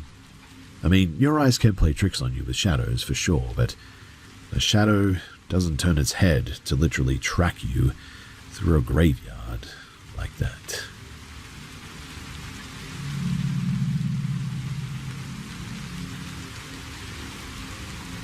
Back in the winter of 2008, when I was 16, my family moved into a pretty damp and drafty apartment. It was a bleak concrete high-rise with the radiators constantly hissing, and the winter sun was setting by 3 in the afternoon in this place. During those long, dark afternoons, I used to read tarot cards for my school friends on the kitchen table, never for money or anything, but just to pass the time a little bit. But whenever I shuffled the deck alone in the empty flat, the air would turn heavy and I'd get this distinct prickling sensation at the back of my neck, like somebody was standing right behind my chair, peering over my shoulder. One Tuesday, I came home exhausted and decided to catch a quick 30-minute nap before volleyball practice. I lay down on my right side at the very edge of the mattress, staring at the faded wallpaper, my mind sort of drifting into the heavy twilight zone right before deep sleep. When suddenly, a flat voice echoed directly inside the center of my skull, "Don't read tarot." Without thinking, fueled by teenage irritation, I snapped back in my mind for it to go away. The second that I opened my eyes, the breath was completely sucked out from my lungs. Squatting on the floorboards directly in my face, barely inches away, was what I can only describe as a wretched, hairless entity. Its skin was pale, translucent grey, covered in deep wrinkles. It had massive sunken eyes that were entirely bloodshot and dark, and its lips were pulled back to reveal sharp yellow teeth. Sprouting from the center of its bald scalp were roughly 20 long, brittle grey hairs that almost floated in the stagnant air. Before I could even scream, I forced my eyelids shut. The moment that the darkness hit, my entire body experienced a violent and sickening physical sensation, exactly like being dropped into an industrial washing machine in a high-speed rinse cycle. My equilibrium completely shattered all of a sudden, and when the spinning abruptly cut out, the bedroom was gone. I opened my eyes, but there was no light, only a dense, freezing subterranean darkness. The air smelled of like wet lime, and from somewhere high above I could hear the slow, rhythmic dripping sound of water hitting a heavy, flat stone surface, I think. Then, tearing through the cavernous space came the agonizing shriek of a woman. It was a sound of pure, unadulterated suffering, so loud that it vibrated right through my teeth. Desperate to escape, I fought against a massive invisible weight to force my eyes open in the real world. When my eyelids finally cracked as well, I was back on my mattress, panting and drenched in cold sweat. While looking for a flashlight desperately in the kitchen drawer later that evening, I pulled out the old wooden drawer entirely and noticed a small hidden structural gap in the cabinetry underneath. Reaching inside, my fingers pulled out an old grease-stained Russian military identification booklet from like the late 1960s. The photograph had been systematically and aggressively scraped out with a razor blade, but tucked into a plastic sleeve was a small hand-drawn charcoal sketch of the exact same bald and sort of wrinkled entity that I had just seen in my room, annotated with a single frantic line written in faded purple ink: "The Cellar Watchman." The sudden shock of a physical, non-paranormal confirmation of that specific face hidden in the woodwork made my stomach drop. I shoved the booklet back into the recess, trembling. The second instance occurred a few months later, and unfortunately, it left a far deeper psychological scar than even the first one. So, I had completely ruined my sleep schedule studying for exams and decided to pull a full 24-hour fast to reset my internal clock. By 1 p.m. the next day, the sleep deprivation caught up to me, and I collapsed onto my stomach on the couch. My cat curled up right against my hip, purring softly as I drifted off. Out of nowhere, though, a deep, radiating warmth enveloped my entire torso. It felt exactly like a massive, incredibly heavy pair of arms wrapped around me from behind in a comforting, protective embrace. But within about 3 seconds, logic pierced through the haze. I was entirely alone in a locked apartment. As the panic set in, a voice spoke directly beside my ear. It was weird and unnatural. It had a sort of overlapping cadence that was neither distinct male nor female, yet it sounded terrifyingly familiar. It spoke in a rapid, rhythmic language that I had never heard before in my life, and yet some part of my brain was sort of able to understand the context of what it was saying. Terrified, I began desperately reciting the lines of an old prayer under my breath, and the moment that those words left my thoughts, the familiar voice instantly dissolved into a distorted, piercing shriek. The sheer terror broke the paralysis, and I violently forced myself up into a sitting position on the cushions. My cat was sitting perfectly calm at the foot of the couch, staring blankly at the empty corner of the room. The second that I tried to stand up, my vision completely tunneled out, and I instantly blacked out cold onto the mattress. I woke up some hours later, and I didn't know what had happened. The final and most calculated breach occurred after we broke the lease, though, and moved to a remote ground-floor farm cottage.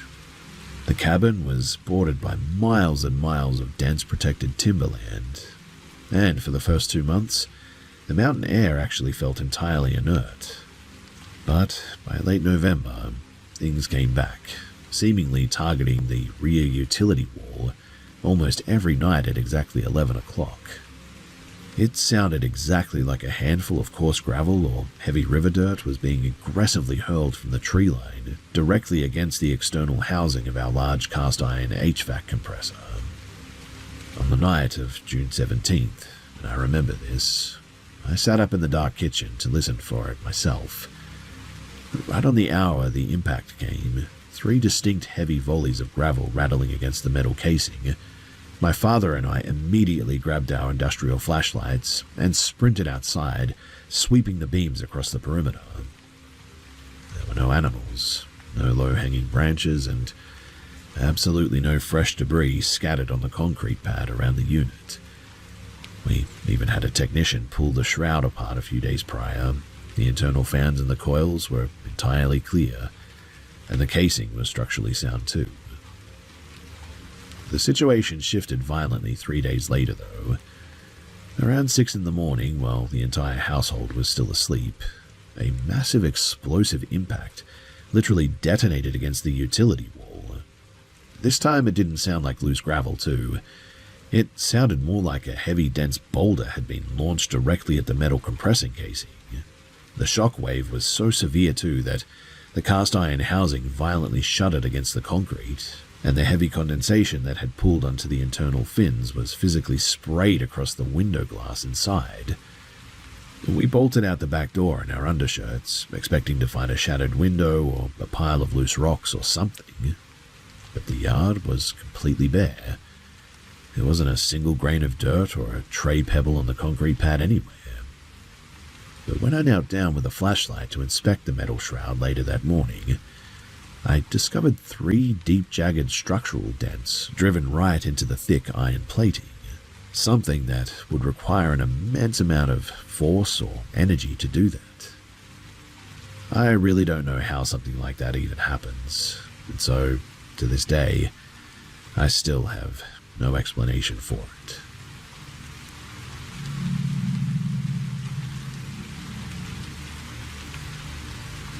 Back in 1993, my family rented a pretty isolated house out on some flatlands. Decades before the house was built, the land had been an old commercial sheep farm, and the property was still dotted with weathered timber shearing sheds, rusted wire pens, and old concrete drainage ditches. Growing up there, the whole house had this weird, heavy energy to it, and a lot of bizarre and unexplained things used to happen in our bedrooms with terrifying regularity. My older brother and sister had rooms right next to each other at the end of the hall, and almost every single night, their heavy pine bed frames would violently shudder and shake at the exact same second. And to make it worse, they both kept waking up to see a towering, faceless shadow figure standing dead still at the foot of their beds. I was in the small spare bedroom at the back of the house, right across the hall from the main bathroom. My parents told me that when I was a toddler, that room was a hotbed for weird audio things. In fact, apparently they used to stand out in the dark landing and listen to me, having full back-and-forth conversations with the inside of my built-in cedar wardrobe. The talking wasn't even the worst part, though. I would apparently routinely wake up, heavy breathing and crying, because it felt like an invisible force was firmly tickling the bare soles of my feet. It happened so often that my parents started a routine where they'd come and get me at 2 a.m. every single night so that I could sleep in a cot in their room.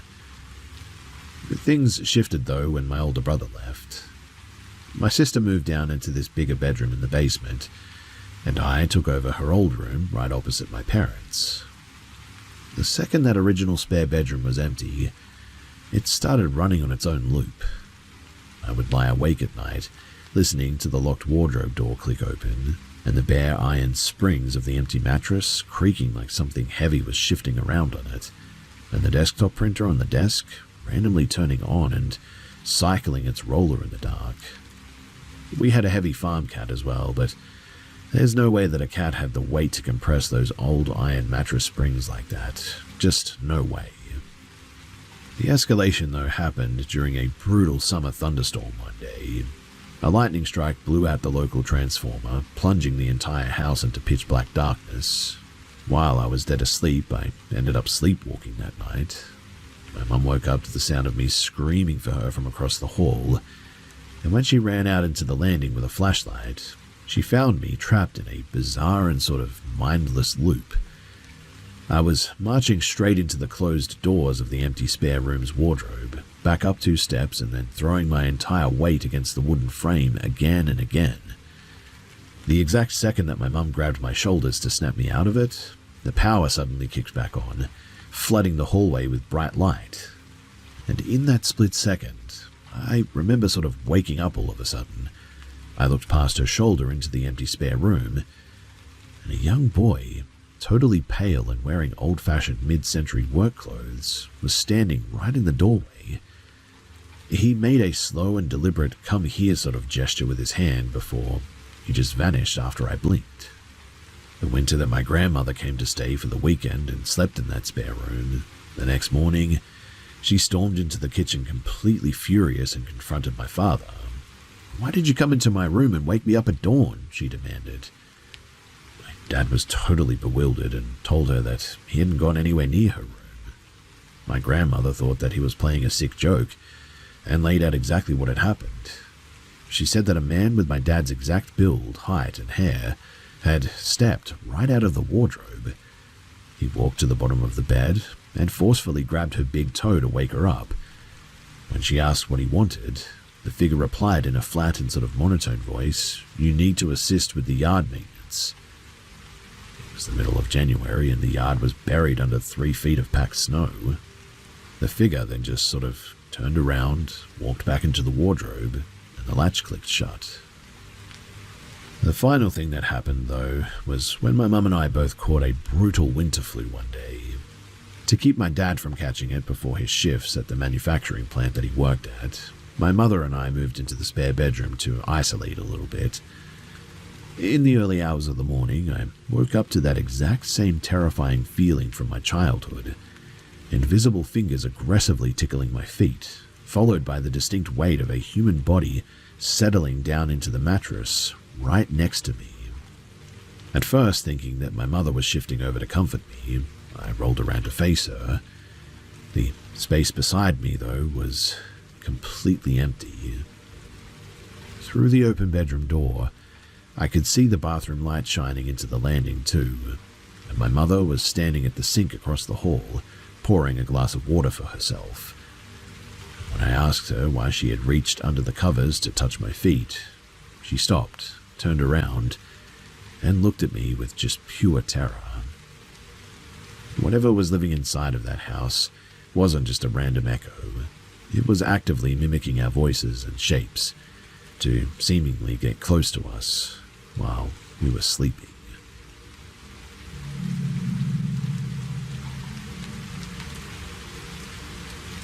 So my husband and I, we manage a remote cabin out in the thick woods of the Appalachian foothills. The land out there is incredibly rugged, packed with dense pine trees and steep rocky edges. Because we're so isolated, we always invite large groups of our close friends out for weekend hangouts and whatnot. Now, the weird stuff started on a clear, completely still evening in July. My husband and I were just relaxing out on the back wooden deck, when out of nowhere, this incredibly loud, high-pitched screech literally tore through the air, coming from a spot exactly 3 feet in front of our faces. It was absolutely deafening, and held a completely flat, steady tone for at least 15 seconds straight. It didn't sound like a bobcat, or a fox, or any animal that I'd ever heard before. Terrified by how loud it was, we literally bolted inside. Within 10 seconds, 4 of our friends came sprinting up the stairs from the basement, asking what kind of industrial machine had just exploded on the lawn. Exactly 10 minutes later, while we were all gathered in the kitchen, that exact same 15-second screech went off again from the same spot on the deck. And well, that was really it. We locked all the security doors and stood lookout for some time, but we never saw anything. Things escalated, though, immediately after that second screech. My husband unlocked the front door to walk down the gravel driveway with a high-powered flashlight to go and check the perimeter. And about 2 minutes after he had stepped into the dark, my 8-year-old daughter grabbed my shirt, trembling. "Mummy, why is Daddy doing that through the window?" I turned toward the front door. Standing right on the porch step was a shape with my husband's exact height, build, and clothes. But his posture was completely wrong. His chin was sort of pinned flat against his chest. His eyes were rolled up, looking at me through his eyebrows, and his hand was rapidly scratching against the solid wood door. Thinking that he was just pulling some stupid, badly timed prank to break the tension, I rolled my eyes and walked back to the kitchen. When my husband walked through the front door 5 minutes later, my daughter immediately asked him why he was acting so weird on the porch. He stopped dead, totally confused. "What are you talking about? I've been out at the main utility gate 300 yards away for at least the last 5 minutes. I've spent years trying to get him to admit that it was an elaborate joke, but he completely denies it. Even that night, while our daughter was having a massive hour-long panic attack over it, he swore on his life that he never went near that porch. The next night, the physical interference moved even closer. I was standing on the back deck when a bunch of small, heavy stones were hurled from the roofline right past my left temple, hitting the wooden deck with a lot of force. At the exact same time, the high-pitched screeching started up again out in the tree line. Assuming that one of our weekend guests had snuck outside to mess with us, I marched down the deck stairs to catch them. My daughter came with me into the gravel yard, and we tracked a dark shape moving toward our parked pickup truck. When she leaned down to look under the chassis, she froze. But one of our close friends was lying perfectly flat on his back on the gravel, right under the engine. He was completely motionless, his eyes wide open and staring blankly at the underside of the truck. I called his name over and over again, telling him to get up, but he just didn't move a muscle. He didn't blink, twitch, or say a word. What made it truly impossible, though, was that the high-pitched screeching sound was blasting from the air right next to his head, and he didn't even seem to flinch. Terrified by how catatonic he was, we quickly left the truck and ran back into the house. 10 minutes later, we found that exact same friend walking up the lower path from the woods, laughing and talking casually. We all went inside together. As we walked into the kitchen, that same friend stepped out of the basement door. His hair and clothes were completely soaked with water, and he slipped on the tiles, wiping out hard. I snapped at him immediately. "That is exactly what you get for pulling that garbage under the truck outside." He sat up on the floor, totally clueless. "What truck? I've been downstairs in the hot tub for the last 45 minutes. None of the 9 other people in the house had seen him leave the basement or walk past the kitchen, even though the only way in or out was through the single door where we were all watching. Both my husband and our friend haven't budged on their stories for 7 years at least, and neither of them seemed to be responsible for what we saw those days. A few months later, too, while clearing out some old brush near the porch, my husband found a weird sort of thing hidden right against the foundation. Tucked into a gap in the stone siding was an old heavy iron logging chain. It hadn't just fallen there. The chain was actually tightly wrapped in thick layers of coarse matted human hair, mixed with old grease or something, all bound tightly together with heavy copper wire. We pulled it out and we burned it, wanting it gone. The property, it's been completely unstable ever since that weekend. On top of everything, the acreage has been under constant aggressive territorial harassment by a massive black bear that tries to smash through the kitchen windows at the exact time every single day, basically. I don't let my daughter out on the deck after sunset anymore. This has only been happening for the last month or so, but again, it's just another one of those weird things that happens here. Whatever that sound is, though, and the mimics that we see from time to time, well, I just hope that it all ends soon, otherwise I don't know if I can live here permanently.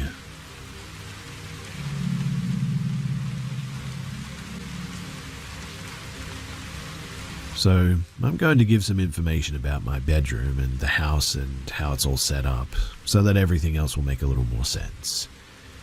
But my room is set up like a square. My bedroom door is tucked in the bottom right corner, with my bed up against the opposite corner, with the foot of the bed facing towards the top of the square. In the front of the square, there are 2 windows at the foot of my bed, with maybe a yard of wiggle room so I can walk to my door. Last year was really rough for me though, and my room was incredibly messy, so the only way that I could get to my door was to hop off the foot of the bed and walk past both windows to leave my room. Under the 2 windows in my room is a small roof covering a room from the first floor. The roofing extends a foot past the room's wall on all sides, and there's no way to get to this roof unless you went through my windows. There's also no way to get on top of the house, at all. No trees, no fence, no ladders, nothing. Now last year, I was up late at night listening to music. It was almost 12 in the morning and it was completely dark outside, with the only light in my room being from a terrible lamp that I've had since I was a kid. In order for me to be able to sleep, I have to have my fan on, otherwise I'll pretty much overheat guaranteed and be really uncomfortable. Because my fan is always on, sometimes loose papers on my floor will sort of flap around, so I'll just get up and move them so I don't have to listen to it. This night though, I heard a noise that didn't sound like paper coming from the foot of my bed. I was sort of confused and paused my music to listen. It got louder and I looked to where the noise was coming from. There was nothing on the ground, but when I looked up, a visceral fear that I've never felt before suddenly ran through me. At first, I genuinely thought it was a dog outside of my window, or a fox, but it was too unnatural. It was peeking into my window, and I could see its head and its pure white, unblinking eyes. That creature was the thing causing the noise, which I realized was scratching on the metal mesh outside of my window.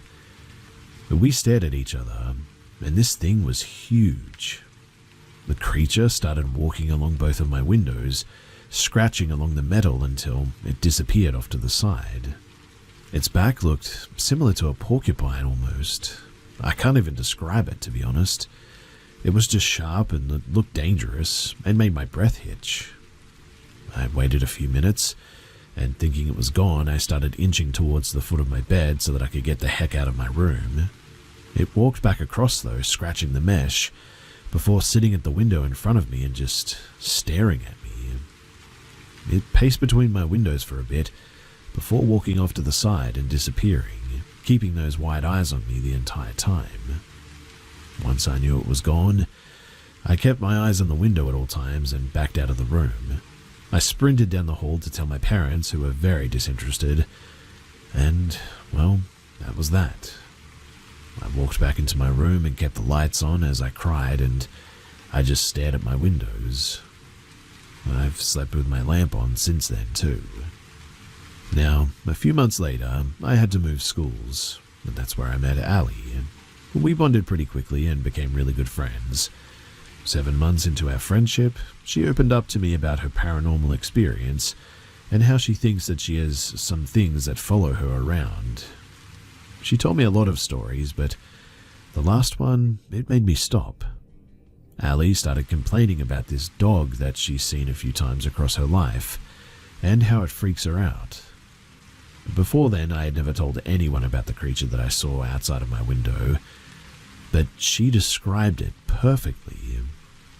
After she finished, I opened up about how I saw the exact same thing, and since then, I've been trying to help her with her spiritual attachments. I've always dealt with paranormal stuff, and I'm a very spiritual person, so nothing usually phases me. I've been dragged out of my bed by the leg when a spirit was mad at me. I've been woken up in the middle of the night by a spirit trying to talk to me. Sometimes I can see like auras, I guess you could say, around people. But this was a rare occasion that something genuinely freaked me out. Allie is dealing with some demonic stuff, I guess you could say. Like, I'm talking scary demonic stuff. She lives on native land and has dealt with some of their supernatural creatures before. And my town also has Native American roots, which makes me wonder if the dog could be something native. Maybe it was scoping me out before I met her, since I've helped her manage the supernatural stuff in her life or something. I really don't have any clue as to why it appeared, but if anyone has any insight, then please do let me know.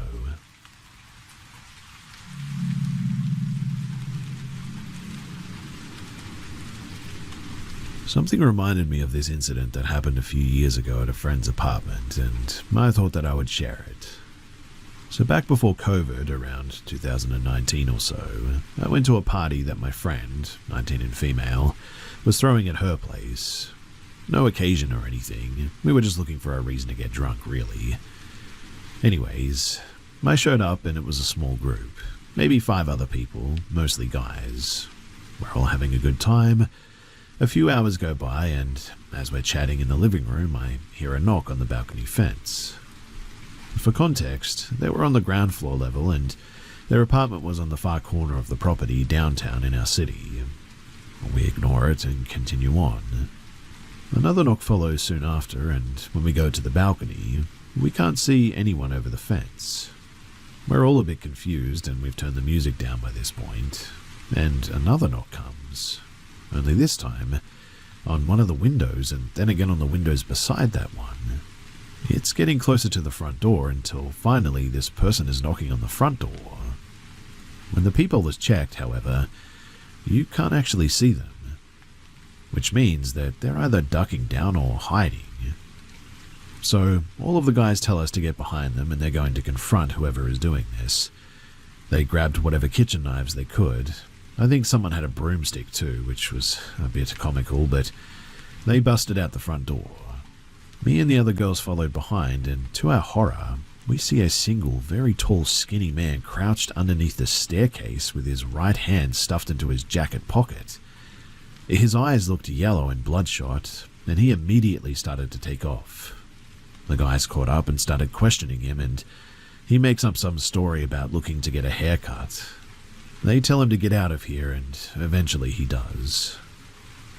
In all of that commotion, too, I noticed that he had left behind an envelope that was covered in glitter. It was empty, but sealed and covered in blue and purple glitter, and my friend's car had the same blue and purple glitter sitting on the hood. We think that he must have assumed that she lived there alone, and was going to bait her to open the door so that he could force his way inside. She lived at the apartment with her boyfriend, actually, but he didn't have a job, so he never left. To any onlookers, you'd only see her leave every day. And thank goodness she moved apartments not soon after that, and nowadays she's doing much better. But yeah, I really don't know what would have happened had there not been all of us there that night. I really hope that I never see that dude again, because the way that he was sitting there crouched up like that, it still haunts me. It wasn't in a passive sitting position or anything. Honestly, it was like he was ready to spring into action.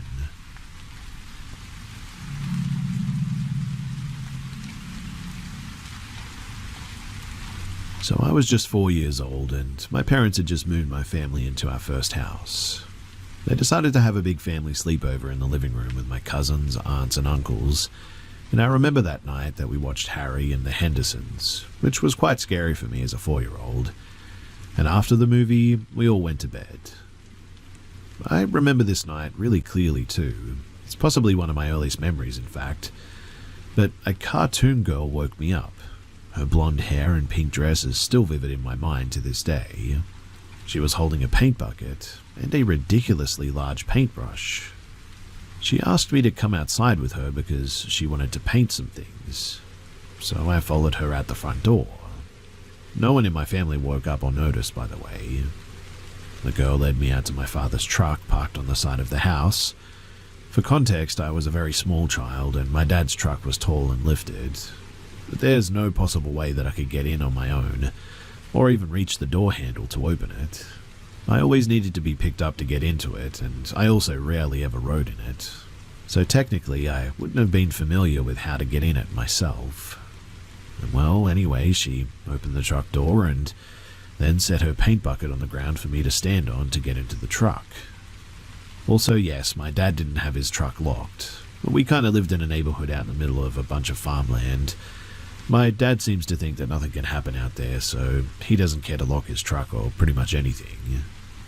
Anyway, I don't know exactly what happened after I got on the truck, but I remember being locked in there and watching the cartoon girl walk away. Once I was alone, I was absolutely petrified.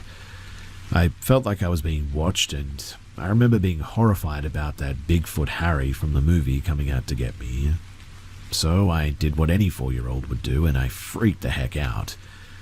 Luckily, my dad was working in the garage that night after everyone had gone to bed, and I guess I was screaming and crying loud enough that he had heard me from inside the garage. He ran inside the house and saw the front door wide open, still everyone asleep. So he then ran outside because, well, it sounds like I was being kidnapped, but he found me inside of the truck. It's still a huge mystery in my family to this day on how exactly I was able to get into that truck. My dad checked everywhere too, and there was just nothing that I would have been able to climb on to get inside, let alone even open the door. And it's been unexplained all these years. Ever since then, I have had countless paranormal encounters, and they seem to follow me around. But hey, it's kind of a cool story to tell when I want to spook anyone, so I hope you enjoyed it.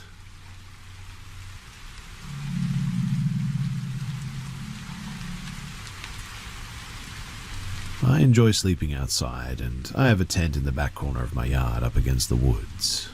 Usually around midnight, I go to bed and I step outside and my motion light brightens up the yard as I walk about 40 yards to my tent. I'll be on Reddit or listening to an audiobook, YouTube, Netflix, whatever. And the first night that I was out there after setting up my new tent, I was relaxing when I heard a scratching near the door of my tent. Haha, very funny, good one. Now let me sleep, I said. Then off a bit in the distance, I hear both my teenage sons laughing. The next night, I hear coyotes very close. They frequent the high-tension lines just up the hill, and I hear them often, but This time it sounded like it was happening in my backyard, so I sat up, shut off my audiobook, and hit the record on my phone. It was pretty awesome and gave me chills just because it sounded so close. I could hear each individual coyote. It sounded like they were sort of attacking one of the pack, but anyway, the next night I hear them again, but much further away, and an owl who hauntingly hoots most nights. Later that night I hear scratching again, and tell them to go away as it must have been about 2 o'clock in the morning, perhaps even later. I fall asleep eventually, and same again the next night, but by now I know it wasn't my kids. I told them to stop the first time, and me having terminal cancer now, they do what I tell them. Some nights going to my tent as well, I see rabbits in my yard eating grass. Nocturnal rabbits? I don't know, but we have raccoons, opossums, squirrels, flying squirrels, fisher cats, and many others. I figured that something was brushing against my tent every night while grazing or whatever, but one night it was so loud and sounded so deliberate that I sat up and turned on my electric lantern and looked towards the noise, and see my shoes bouncing up and down on the tent floor. I thought to myself, oh my goodness, it's mice this whole time, or a snake, something that was comfortable beneath my tent. But last night was different. You see, I hear scratching again, this time on the opposite side where there is no door, where I'm up against the woods. It was definitely not an animal too, as it was up much higher and repeated a pattern-like scratching, like a record so to speak. I say out loud, leave me alone, as I slap the side of the tent with the back of my hand.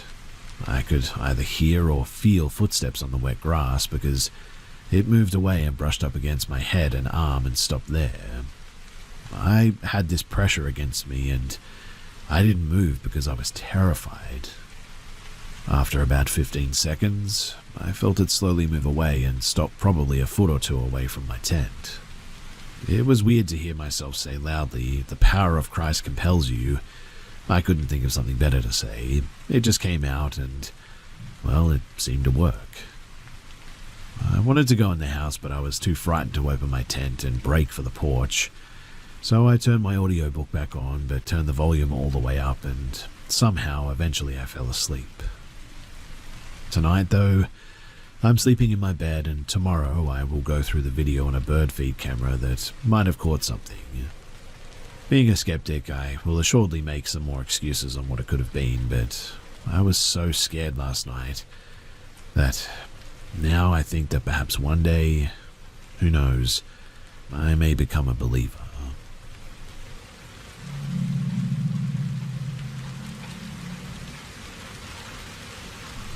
I was just listening to other stories here, and I got a flashback to something abundantly strange that happened to me as a kid.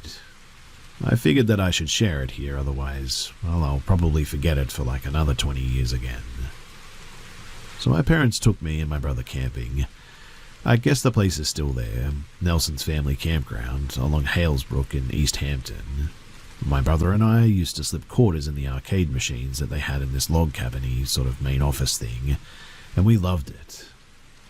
The trip itself was, well, pretty uneventful really.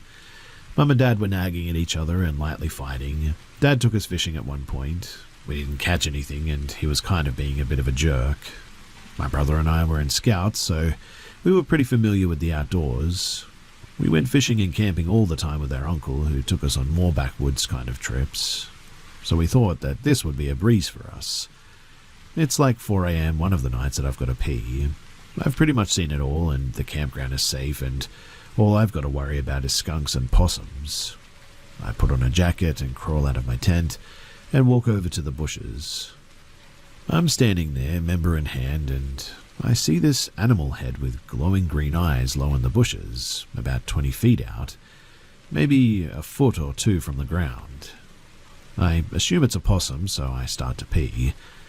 And then I remember thinking, wow, that possum actually really looks like an alien, but as if it was a giant bug. My eyes adjust and I expect a possum face to appear, but no, an alien, but sort of looked like a praying mantis. It kind of sinks in how strange it is. The eyes are glowing green like that and not yellow. like a bioluminescent sort of thing and not a reflection. I recall it reminded me of fireflies at the time, and then my eyes actually adjust, and I see that not only am I right, but I also see that it has long, spindly arms. It's laying there in a position like it was doing push-ups. Its otherworldly and strangely long arms are bent at the elbow, which when bent sit higher than its head. It sort of looked like a long letter M, I guess. I kind of digest all of this, as it were. I'm not dreaming, so I should probably panic, but I realize that if it's an alien, that they're only like 3 or 4 feet tall according to law, so I don't really care. I mean, I'll kick its butt, right? But then it stands up. Well, the head elevates, the arms straighten, and maybe it's just a human after all and some gangly creep. But the head keeps elevating. It would have had to have been 9 or 10 feet tall by the time that it was done standing up. I was just frozen there trying to tell myself how not real this was or the millions of things that it could be. Then I realize, no, what I'm seeing is what I'm getting. I'm looking at exactly what I think I'm looking at. I'm like 20 feet from this 10-foot tall mantis alien with glowing green eyes, and it's just me and him. Finally, I scream like my life depended on it, because it probably did, and then just everything kind of gets, well, hazy. I remember making it to the tent and hiding in my sleeping bag, and my brother reacting frantically. My parents are upset that I woke up the whole campground, and I tell them what happened. They walk over to where it was and see that it would have for sure been a few feet taller than adults, and I feel like I'm about to be sick. Meanwhile, I'm expecting a long, gangly arm to dart out of the brush and snag one of them. Thankfully, that never happened, but still, I was absolutely freaking out. I want to believe that it was a dream or a night terror, but my brother harassed me about it for a good 10 years before, well, unfortunately, he died. I guess the most unsettling part of it all was just how confident this thing was, like I was just inconsequential to it, and it was observing me with what I would describe as disdain. I was just this gross nothing to it, like it could eat me, but thank you, no thank you sort of thing. I don't know why I felt that way, but I distinctly remember that, and the whole event is not something that I think about that often, but like I said, my memory was jogged by another story, and so I thought that I would share this.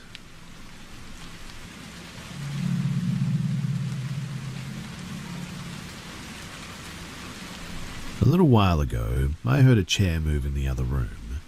I looked over and saw that it looked like the chair had been pulled out from under the table. I felt a bit weird about that, but I blamed it on the cat and went back to decorating my MySpace page. Yeah, I was like 13 at the time. About an hour later, I heard the chair move again though, and this time it was facing me.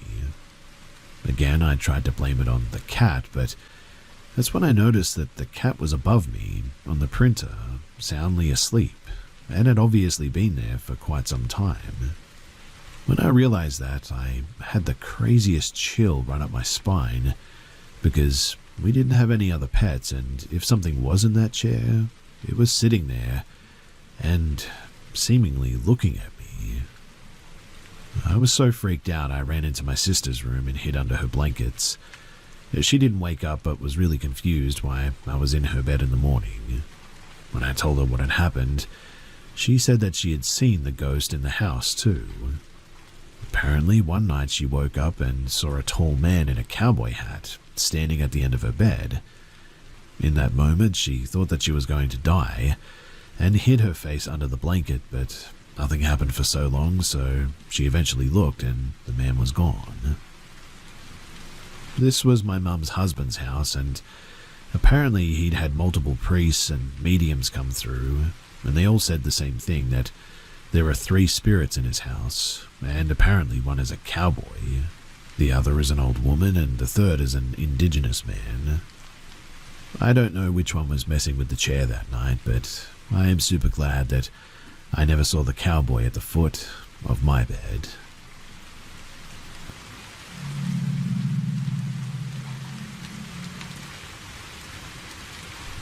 I'm 16 now, and I've been dealing with something terrifying for as long as I can remember.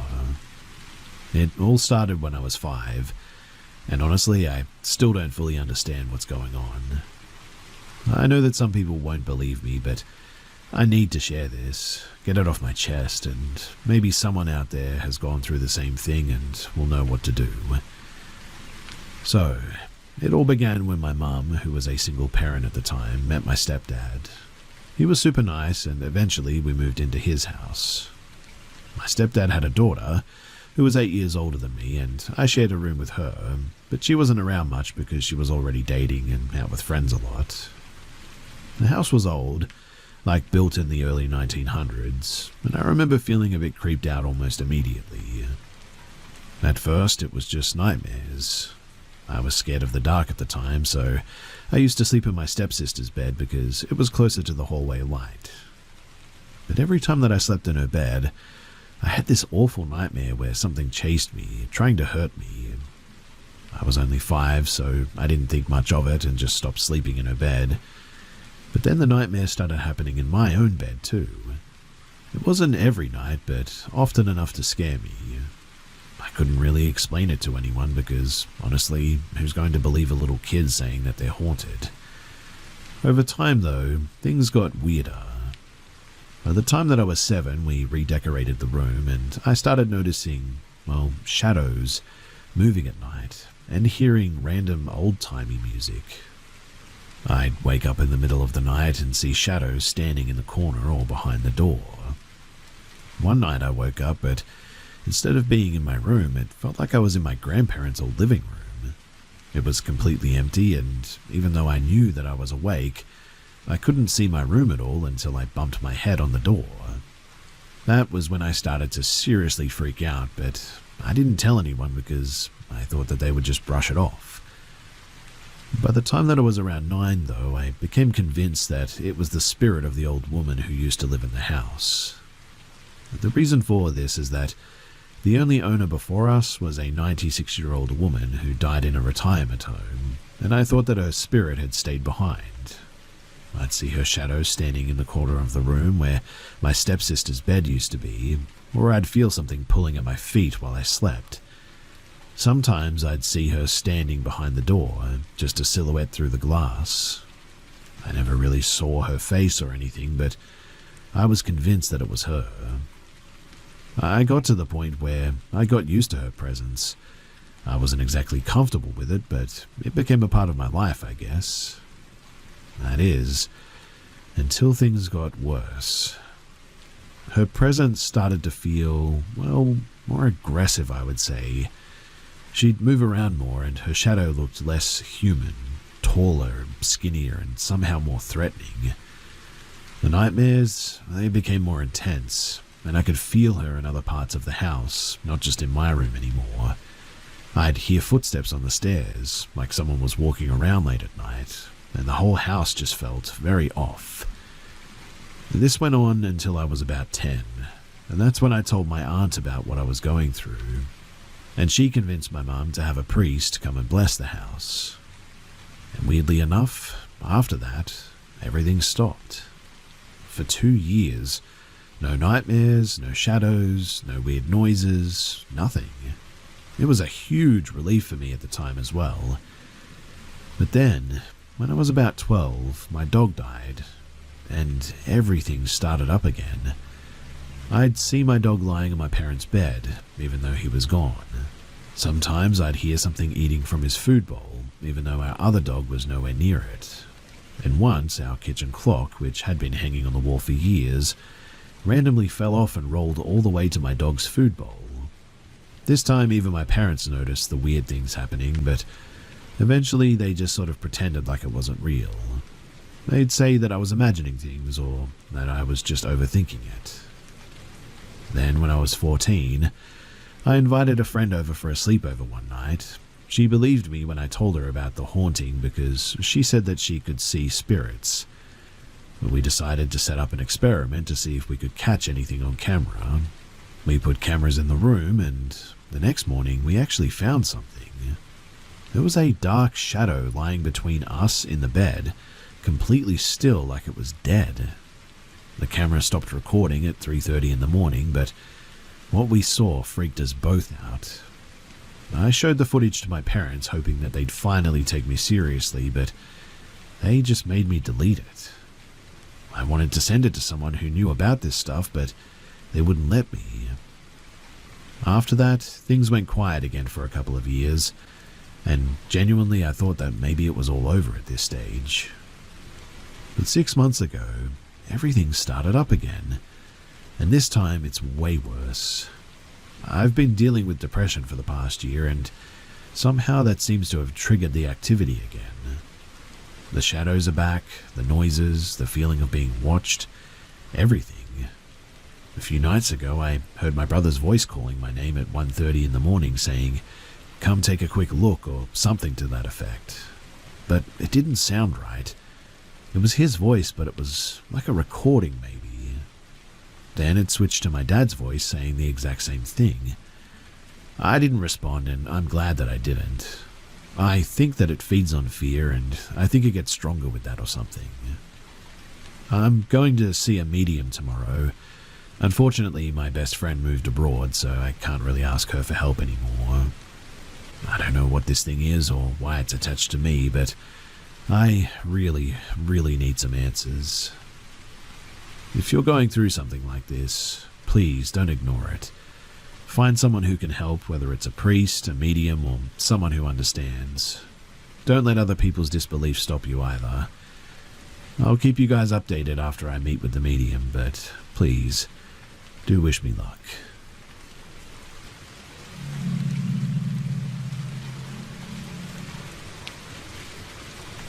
This story dates back to spring of 2016. At the time, I was in my late 20s. I was young and fit with very long blonde hair. A total hippie chick that had quit her job to travel the US with my ex at the time, pre-pandemic, before the van life or tiny home movement really took off. We left our home in the Midwest of January that year, after holiday celebrations saying goodbye to friends and family.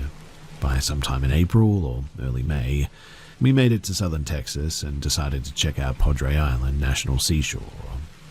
For those of you unfamiliar with the location, it's a seashore that you can drive right onto with your vehicle. My now ex and I were in a 26-foot Class C 1976 Chevy motorhome. We drove into the island at nighttime, and waking up the next morning was the most insane and phenomenal experience. The ocean was a mere 15 feet away. I mean, the visual was absolutely breathtaking. I'll never forget it. We arrived on a Thursday or Friday, and the beach was beyond packed. Another thing for people unfamiliar with Padre is that it was where many Texans, high schoolers and college kids mainly, flock for their spring break. And spring break was just the week prior to when we got there, or maybe still going on. Either way, what I mean is that it was busy, and we had an awesome weekend partying away. During this weekend, we noticed that workers for the park would often drive down the beach. They're pretty protective of their sea turtle population there and would slowly drive by in marked vehicles a few times a day. And by Monday morning, we woke up to find the entire island emptied out. When I tell you that we were literally the only ones, both when you looked left or right, we were the only ones for what seemed like miles. It was a gorgeous morning too, so I walked the dog quickly and then came inside to sit at our pop-up dining room table to do some journaling. My ex was asleep on the very back couch. We were backed in with the windshield facing the ocean, so of course I took a seat looking towards the beautiful view. Maybe 15 minutes after I sat down to journal, a grey beat-up pickup truck drove by, kind of quickly, headed towards the direction of the park entrance. That was the first activity I'd seen on the island that morning, and I didn't think anything of it. However, maybe 5 or 10 minutes later, the same truck came driving back past our RV, this time much slower. The man driving the pickup was going so slow, in fact, that we made eye contact for several seconds as he went back by. He also seemed to drive closer to our vehicle in order to better see inside. Alarm bells should have been ringing at this point, but I kind of just shrugged it off. I was very much in my free spirit phase and was not easily off-put. And this is where it gets really creepy. So obviously, this guy needed to turn back around since he was driving away from the park entrance again. But I was honestly minding my own business. I kind of put him out of mind. But yes, several minutes later, the man came back. But this time, he pulled directly up to our RV with his truck, essentially nose to nose at a 45-degree angle, to appear as if he were giving us a jump. Not far-fetched for a 70s vehicle on the salty beach, but he was blocking us in.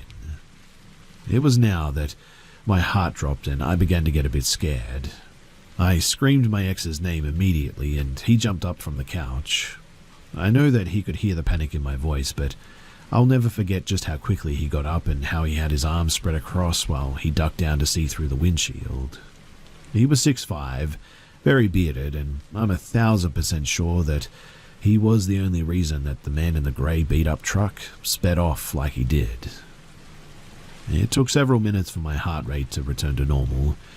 My ex and I just looked at each other, because that was the most unusual encounter on our trip yet. Surprisingly, we stayed another week after that, in the same spot as well. The idea never entered my head that the man could bring reinforcement and come back for me or us. I was very foolishly fearless and naive back then, I know. Anyway, it wasn't until later that day that another fact dawned on me. When my ex and I had arrived over the weekend, we only pulled out one camping chair. That one camping chair was in plain sight next to our RV outside. Prior to this spot, we had never done that. We always got both chairs out. But we ended up using driftwood to sit on when we had our bonfires there. And so that was the nail in the coffin for me. The scary man in the grey truck absolutely thought that I was a young girl all alone. And I still wonder to this day, almost 10 years later, what all he had in mind for me that morning. Also, out of curiosity, I googled Padre Island National Seashore Murder, and it looks like a murder of an RV couple occurred there back in 2019, which honestly gives me chills.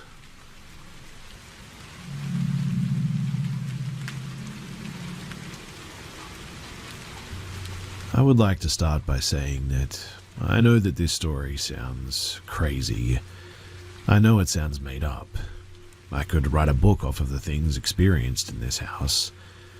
I didn't believe in ghosts until, well, I went through this experience, and even now I struggle to find my sanity when retelling it. My family and I all question our sanity while going through it, but I can assure you that this story is 100% true, and honestly I wish that I was making it up. I am not the only person who experienced things too. In the following story, I'll give you the perspectives and experiences of myself, 13 to 16 years old when it all happened, my mother, who was a widow, my younger sister, 1 to 3 when it happened. Her name is Polly. My now stepfather, Mark, my stepbrother, 13 to 16 years old when it happened, Nick, a religious family member, Tina, a woman who stayed with us for a few days, Katie, my sister's godmother, Jen, the ghost hunters, and our priest. Again, I know that this is going to sound pretty absurd, and so it's hard to know where to start, but I'll start before the haunting. So when I was about 12, my mum married a really great man named Ron. This was the classic tale of a blended family. I was my mum's only child, and my stepdad had 2 sons of his own, one slightly older and one slightly younger than I was. And shortly after getting married, they had my younger sister, Polly. Ron was super fun and the ideal stepdad. Imagine a kid trapped in an adult body.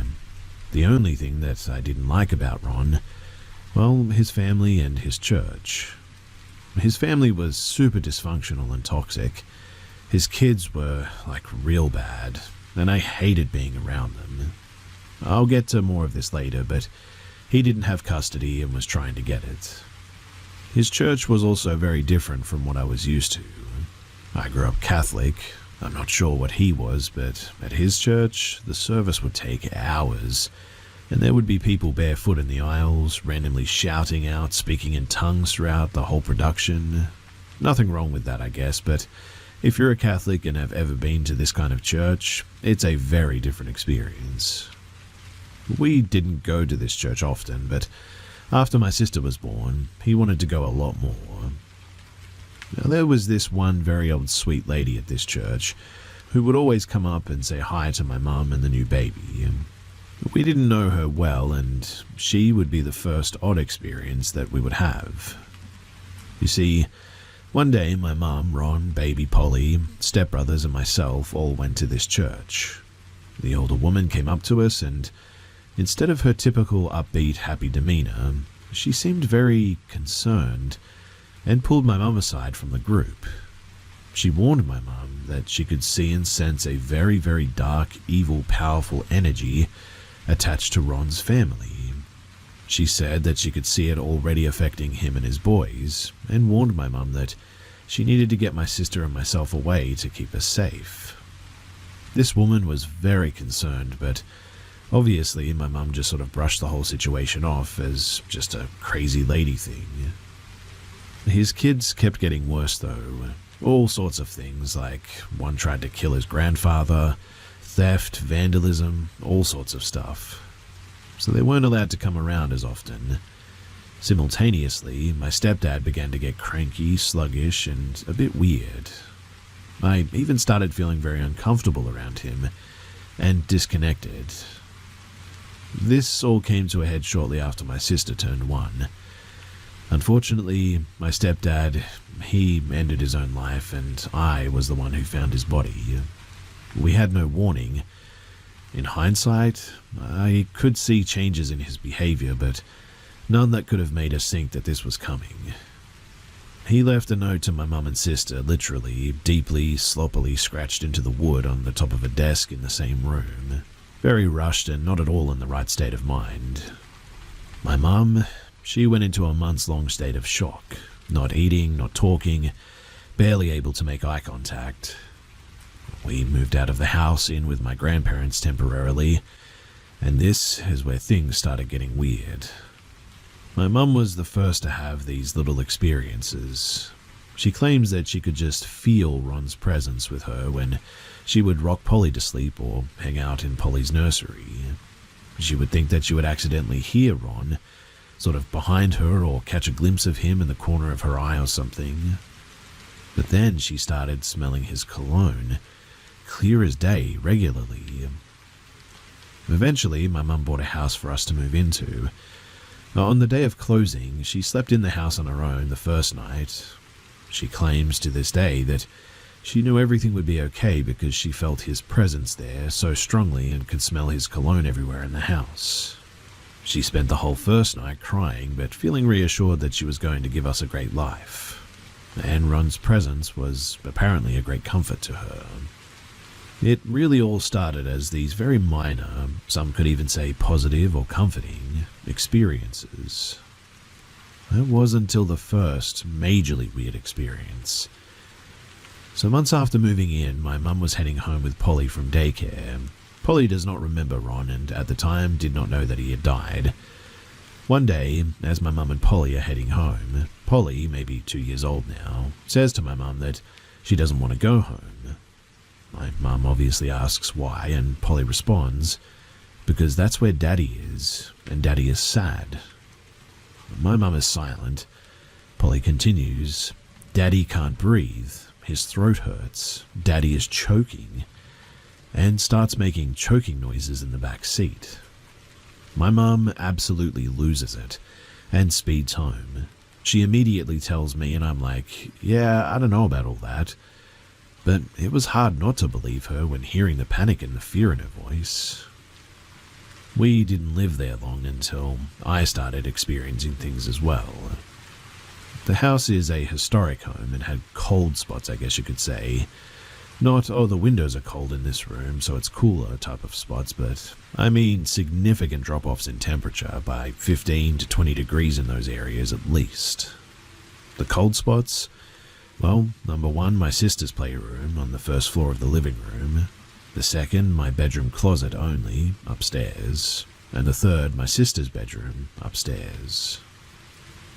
Now, my first experiences were also minor. Like, I'd open my closet to get changed in the morning and get hit with like a burst of cold air daily. My mum and I would be hanging in the living room, and toys in my sister's playroom would regularly go off on their own. Most often it was this riding horse toy that you had to sit on, and it would sing this song, like I'm a happy horse or something. Toys going off and the occasional bump in the night eventually turned into the faint sounds of footsteps, though, in the upstairs hallway. We chalked all these things up to just having an old house and it being normal to hear some creaks and bumps occasionally. We would also hear my sister talking to someone in the middle of the night in her room. She had this framed picture collage in her room from her dad Ron's funeral service. It was a bunch of pictures of the family, and we would hear her talking to someone saying who all the people were. Like, this is my sissy, that's my daddy, this is mummy, etc. We set up voice recorders and caught it happening, and when we asked who she was talking to, she always said putt-putt. Our dog would also randomly start barking and growling at nothing in the house. Typically it was in the living room towards the stairs. But things really got so much worse though. My mum, she started dating Mark. Mark was my best friend's dad, and he lived down the street and worked midnights. Mark would come over to the house every now and then, and we always noticed that activity would ramp up a bit while he was there and shortly after he left, but we didn't think too much of it. Still just minor things after all. I did local theatre in high school, and there was a girl in my cast, Katie, who came into rehearsal one day covered in bruises. Katie was a little bit older, but we found out that Katie's husband had been hitting her and she really needed someplace to stay until things would calm down. My mum is a DV survivor herself, so this tugged at her heartstrings, and she told Katie that she didn't have a choice. She was coming to stay with us temporarily. My mum was worried Katie's abusive husband would show up at the house, so she asked Mark to start staying over. Keep in mind though that Mark worked midnights, so during the day it was only him and Katie. But after Mark moved in, that was when things really took off. Katie stayed for a few days and then she suddenly left. It was a very hasty leave, and we wouldn't find out until later that she left because she was terrified of being alone in our house. She said that she would hear things, see figures out of the corner of her eye, and felt a very heavy or negative energy in the house. She also said that she felt like she wasn't alone and was being watched. She asked if our house was haunted, and we just sort of laughed at the idea. But then Mark started having experiences, a lot of them too. Mark is a very vivid dreamer, and according to him, he started having some of the worst, messed up, violent, even sadistic nightmares that he had ever had in his life in our house. Some of them are so sad that to this day, he won't even tell us what happened in the dreams. Eventually, he shared with us one particular dream and said that Ron came to him and was really upset. He had met Ron previously, maybe once at like a school function, but in this dream, Ron was yelling at him, telling him that it was extremely important that he find Tonya. Mark asked who the heck Tonya was, and my mum and I's mind were blown. Tonya was one of Ron's sisters. They were not close, and Mark never met her or knew about her. Yet he kept saying that it was really important that we contacted Tonya. The next dream Mark tells us about had us questioning all the happenings around the house even more, because apparently Ron became a regular in Mark's dreams, getting increasingly more angry and violent with each dream appearance. In the last dream, Ron was losing his mind at Mark about some sort of RC car and how he needed it, and Mark had to find it. My mum and I had no idea what he was talking about, so we contacted Ron's old best friend. The old best friend knew exactly what we were talking about, because apparently Ron had a little RC electric car that he'd always take apart and put back together to make it faster. Eventually it just went into a box, I guess, in the basement, and my mum and I never knew about it. The car was actually before our time in his life. The best friend asked how we knew about it though, and was pretty shocked to find out that it was via my mum's new boyfriend's dream. The incidents only increased in frequency and severity too. Bangs, loud footsteps, sounds of running, feeling of not being alone, cold spots even colder, etc. Mark moved in full time though, and Polly's behaviour took a turn for the worst at this point. Polly quickly lost the tiny amount of emotional regulation toddlers have. She threw tantrums constantly, would hit, scream, throw, and bite over the tiniest things. Her lying went through the roof, and we figured that these were things being learned at daycare or something. She completely stopped sleeping in her own bedroom because she hated that room. In fact, just walking into the room with her would lead to a complete meltdown. She would occasionally sleep in my bed with me, but I told my mum that I couldn't do it any longer because every time she slept in my room with me, I had a very weird and very violent dream. So she started sleeping with my mum instead. Other than the weird dreams, bad behavior, and car incident, the first truly odd experience with Polly would be with her and the missing apple. Polly loved fruit and ate apples regularly. We had a finished basement that was rarely used because it felt weird down there, but we had some of her larger toys down there stored away. One day we gave Polly an apple for a snack, and later that night remembered that we didn't get it from her to throw it away. My mum got super paranoid about bugs and it going bad, so she asks Polly where is the apple. Now, Polly had this tent thing that she played in the basement, and she would always tell us that Jesus lived in her tent in the basement. But we just said, okay, and just rolled with it sort of thing. But when we asked where the apple was, she told us that she was hanging out with Jesus in her tent, and the bad kids came. No clue who the bad kids are, but she would also tell us that there were bad kids in the basement. But remember the bad kids for later. Polly, though, was adamant that either the bad kids took her apple, or that Jesus gave the bad kids her apple. We searched the house and the garbage can from top to bottom like 1,000+ times, and, well, we just never found that apple. Polly is 13 now and still says that she remembers the bad kids in the basement, and is still adamant that they took her apple. My mum practically interrogated her about it as a kid. But whenever she would be bad, she'd always blame the bad kids and say that they told her to do it, or that she didn't do it and it was all of them.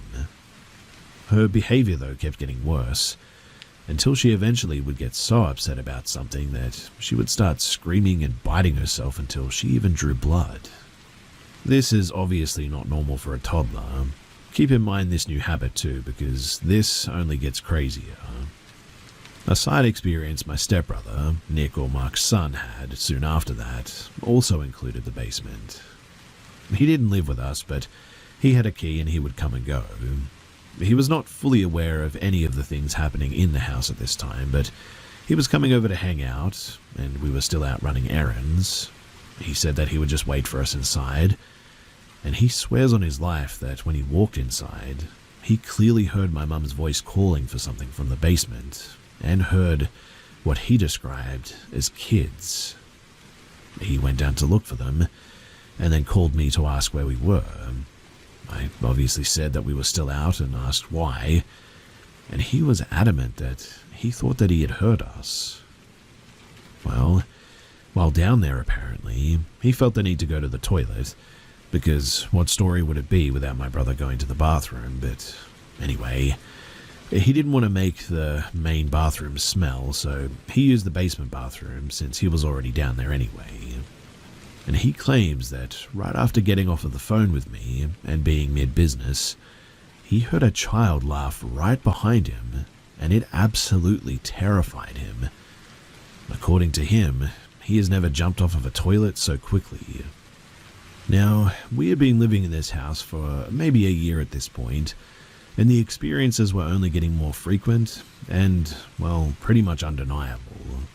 The footsteps, the toys, the cold spots, the sounds, the dreadful feeling.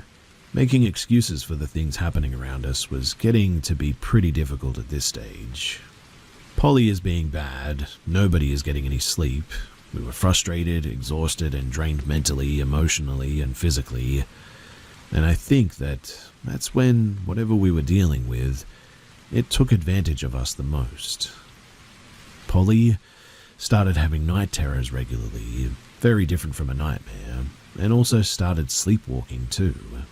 You would find her standing in the doorway of her room, standing right above the stairs, standing somewhere in your room, or you'd wake up to her standing at the side of your bed, which always terrified me. But mostly we were afraid of her getting hurt.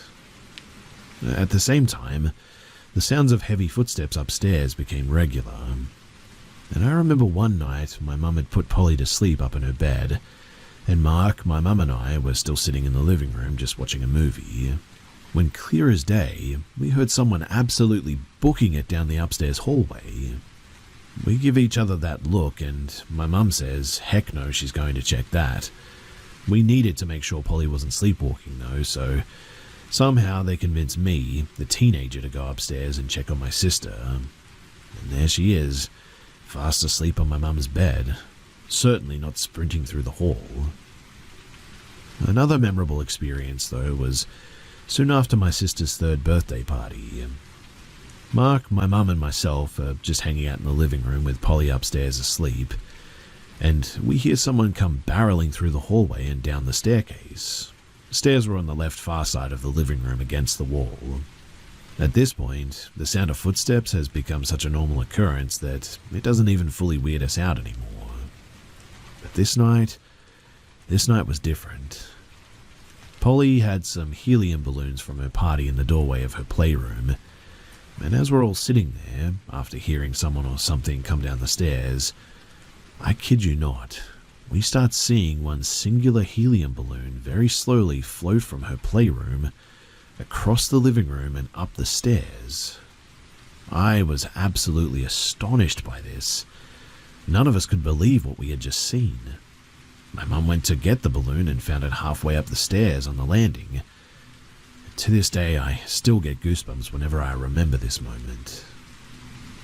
That was my first sighting, I guess you could say, but it certainly was not the last, and it wouldn't be long until we were seeing, well, figures. The first time I saw a figure was in the upstairs hallway. I never typically kept the lights off when moving around my house. You could turn the upstairs light on from the living room, and I hated the dark. My room was immediately at the top of the staircases, and my doorway was on the left-hand side. I was in a rush to grab something from my room, so I ran up the stairs with the light off, and that was when I saw him. Standing directly in front of me in the hallway was a man, probably 6'5", I would guess, but it was early evening but still dark, and I remember thinking my eyes were playing tricks on me at first. I stared at him for a few seconds and felt the fear welling up inside of me. When I snapped out of it, I went to flip a light on, and he was standing directly next to the hallway's light switch. I was not about to move any closer toward him, so I reached my arm inside of my bedroom and quickly flicked the light on. And by the time that I had done that, he was gone, of which I never saw him again. 2 other people have had definite sightings in that house, Mark and my mum, and they also had a weird sound experience together. Mark had 2 sightings, and the first one may be my favorite of all the sightings, in fact. Like I said before, I did local theatre in high school, so sometimes I would get home pretty late at night. Mark, my mum, and Polly are all in the master bedroom in bed when Mark says to my mum, "Oh, I didn't know that they were home already. She must have just gotten in." My mum looks at him confused and says, "No, they just left for theatre. She'll be home in like 30 minutes. Mark is adamant, though, that I was already home because he swears up and down that he just saw me in the hallway outside the bedroom door, almost like I leaned over and just peeked my head and part of my body inside of the room. Mark is so convinced, in fact, that he saw me that they call me, and I confirm that I'm not at home, but I am on my way home. When I get home, Mark thinks that we're messing with him and that I've been home the whole time. He has me in their doorway reenacting what he saw, and then he goes, "Huh, no, it definitely wasn't you. You're not tall enough. Whatever I saw, it took up the whole doorway." Now, I'm not sure why Mark seemed to think that I was that tall, but it's consistent with my sighting of a very tall man or thing or something. Which leads to his next sighting, which was not nearly as exciting, I guess. We had one of those old school attics where you would pull down the string thing and the ladder falls from the ceiling. You know the one, right? Then you climb up and you lift that wicked heavy door at the top to get in. Well, we kept holiday decorations in the attic up there, and Mark says that when he opened the attic, he saw a tall dark figure bolt from his eyesight behind a stack of boxes. Upon seeing that, Mark just closed the attic door and he got the decorations down another time. Now, to my mum's sightings. She has always stuck to the same story as well, and it actually makes me believe her and also question what kind of mother that she was. Remember how I told you nobody was getting any sleep? Well, my mum was regularly waking up around the same time every night, and this turned into the tradition of her going downstairs for a glass of orange juice and going back up to bed and typically checking on us kids. We all sleep with our doors open, so she would just look in. Now, you'd walk up the stairs, and my bedroom was immediately on the top on the left side, like I said before, but the bathroom was across from my room on the right side, and Mum's room was at the end of the hallway on the left side. Polly's room was at the end of the hallway on the right side. And my mum, she claims up and down that she woke up in the middle of the night one night, flipped the hall light on, and headed towards the stairs for her regular orange juice. We had to put a baby gate up due to Polly's new sleepwalking habit, so she had to stop before the stairs to open it. And right when she reached the top of the stairs, something caught the corner of her eye, because she saw a tall black figure in my room, standing at the end of my bed, facing me. She stood there for a moment and looked at it, said to herself, "Nope, I'm half awake and delirious, it's not there." She goes downstairs and gets the orange juice, and upon walking back up, she says that she reaches the landing and, clear as day, sees the black figure run from my room, through the hallway and into my sister's room. Sister was not in her room, by the way. She says that it freaked her out so much that she just immediately ran to her room and just got back into bed. Thanks a lot, Mum, right? Anyway, around this time, my sister got very sick too and was miserable to sleep with, tossing and turning, burning up, all that. My mum and Mark, they were in bed watching TV with the dog. Polly had been put into her room for the first time in a very long time to see if we could get her to sleep there. Mark and my mum claimed that as they were sitting there, they very clearly both heard, "Where is she?" spoken out loud. They looked at each other and immediately started trying to deny. Like, my mum asked Mark, "Did you hear that?" Mark says, "Hear what? The dog's stomach?" My mum says, "The dog's stomach? And what did the dog's stomach say, Mark?" Mark responds, "Where is she?"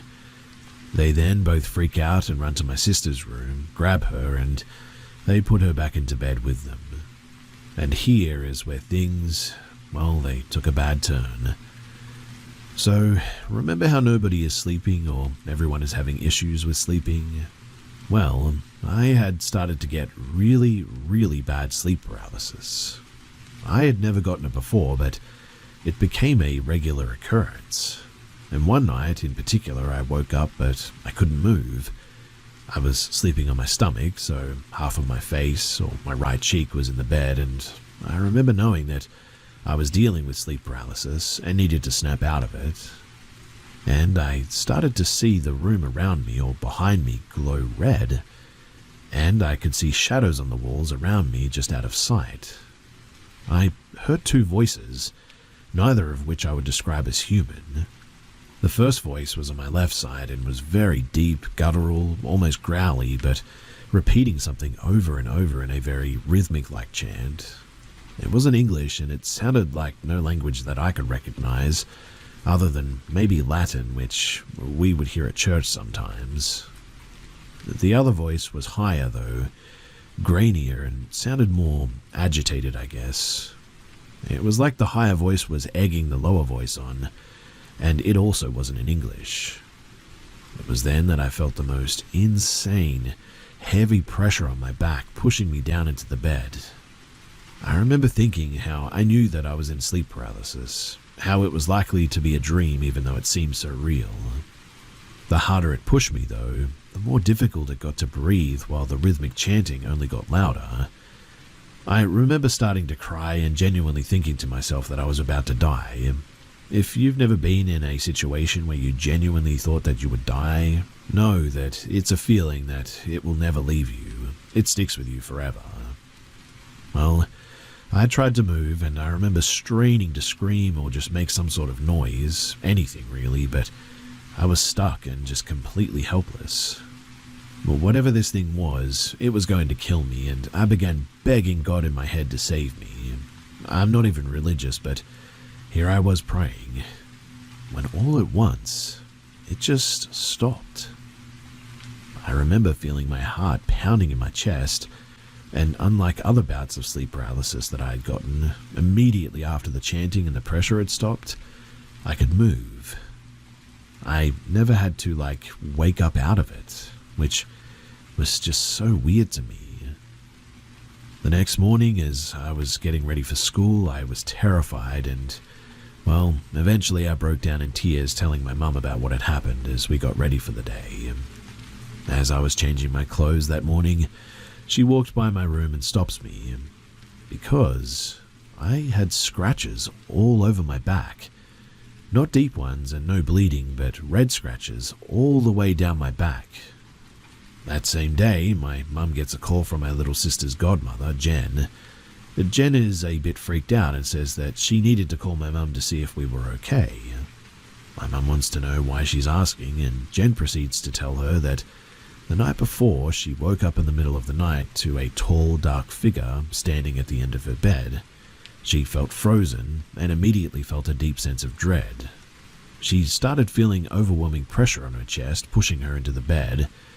All she could think about at the time was our family, and she yelled out for it to leave her alone, and it disappeared.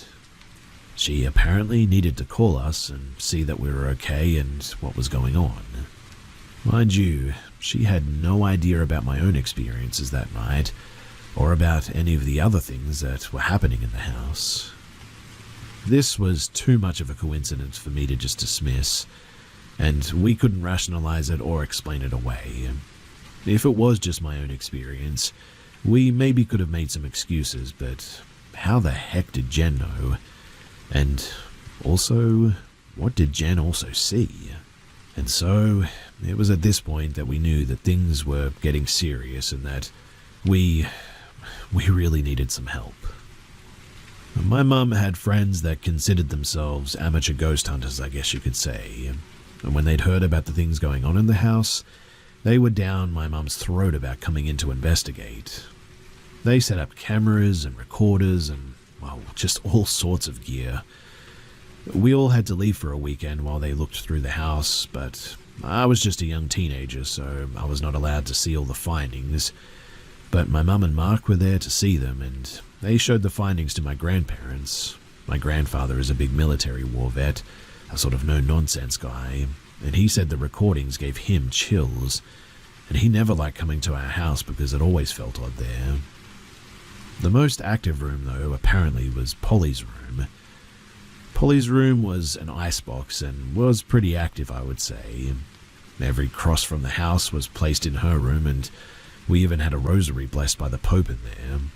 We were not super religious people, but going through an experience like this, well, I can confirm that it makes you do some crazy things, I guess you could say. In Polly's room, though, they had heard a woman's voice humming over the recording.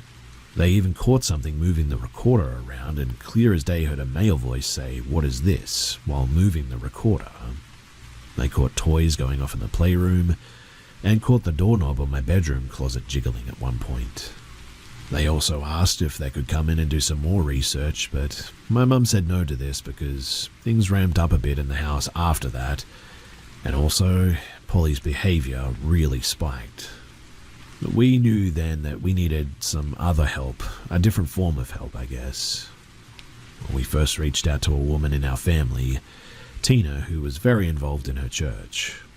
Tina came over for the first time and immediately stopped when she came through that door. She put her hand to her chest and said, "Oh my goodness, I'm so sorry, but I just got the most overwhelming sense of my mum being here when I walked in." Her mother, she had passed away a few years prior and was a huge part of our overall family. It didn't dawn on us until that moment too that my cousins and I had a running joke growing up that we all had an imaginary friend named Mrs. Tut Tut, who lived with her, and she was responsible for taking care of. Now, remember the putt-putt person that Polly was talking to in her room at night, and then we caught the older woman humming in the room?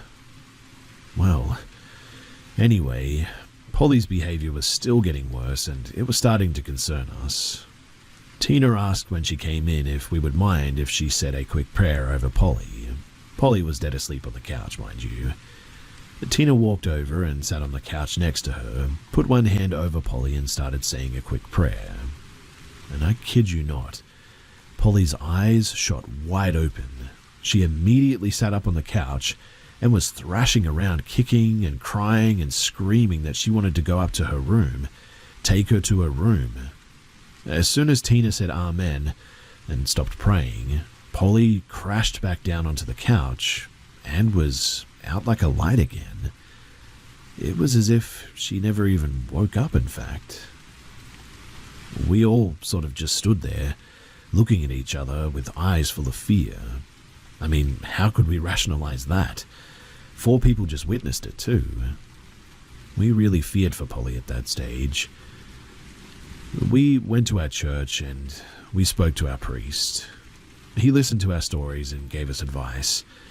He told us that based off of what we were saying, he felt the entity was evil and we should not try and make contact. He had to assure my mum that this was not wrong. We should avoid discussing it in the house at all costs too. No talk of the devil or watching scary movies. A crucifix blessed with holy water was to be placed in the most active rooms. They're still there to this day as well. And he said that he felt that it was probably demonic, as they can masquerade themselves as somebody else in the beginning and they feed off of grief and stress and all that. He said that he could not do any sort of exorcism though, as the church had to go through an approval process for that. But he gave us holy water and agreed to bless our home. He also taught us how to bless the home ourselves for future reference. He, Tina and my mum, they went to the house to bless it. And room by room they went through performing this blessing. When they finished, they all went outside to the driveway. The priest left and my mum lit a cigarette to smoke with Tina. And that is when they claimed that an all-black dog came slowly walking out from behind our garage toward them. They said that it was nasty looking, beat up, gross hair, just the ugliest dog that you would ever see in your life, and it came toward them with teeth bared, growling and snarling at them. My mum claims that she felt like it was evil and screamed at it to go away and leave them alone, and that it was not welcome there. It ran off, and after that she never saw the dog again. That night, my mum says that she had the most realistic dream of her life. She was wrestling with some sort of a dark figure and was fighting with all she had. She was screaming at it to leave her and her kids alone, and then she woke up from her sleep completely exhausted and covered in sweat as if she was actually fighting something. And, weirdly enough, that was, well, just about the end of it. Polly's behavior just significantly improved, like overnight. The noises and the sightings, they all stopped. Everything went back to normal for a really long time. The last thing that happened, though, was in 2017 when I was packing up for college to go back home for the summer. My room was all packed up and I had started to feel a bit weird being alone in my dorm room. I didn't have any roommates, but I just didn't feel, well, alone. I contacted my mum and They said that they had also started hearing some things in the house again. On my last day of college, I had to run up to my dorm room to change my clothes really quick, and when I entered the room, I felt a really sort of heavy and negative energy. I sat down in a chair in my room and immediately dazed out as if I was in the most intense daydream ever. The daydream was terrifying and was very violent, and it was regarding my little sister. I booked it out of that room immediately, though, and called my mum and told her. They re-blessed the house, and we haven't had any problems ever since then. Now, I know so many of you are going to probably say that this is all made up and it's fake, that maybe I've exaggerated things or something. If it was just my account of this experience, you know what, I might actually agree with you. But it's the fact that so many people around us experience things as well, that so many people were present for the same events, that it went on for so long. I have no doubt in my mind anymore that this is real. I honestly think that doubting it was giving it power, in fact. But since we have accepted what we went through and decided that we won't fear this thing or give it power over us, well, we've been fine ever since then. For those of you who will ask about the posts and the recordings and all that, my mum has never let me see them, so I just have no access. I've only got first-hand accounts, and also these were taken in like 2015 or 2016. I don't have the videos or the photos or anything, and they're from quite a long while ago now, so I don't even know where they are or if my mum knows where they are too. But ultimately, I hope that you all found our haunted house to be some sort of escape and entertainment, I guess. None of us believed in ghosts or demons or hauntings or whatever you want to call them, until we lived here. My mum claims that I too had weird experiences and sightings as a kid, and a few that I remember, but nothing ever like these.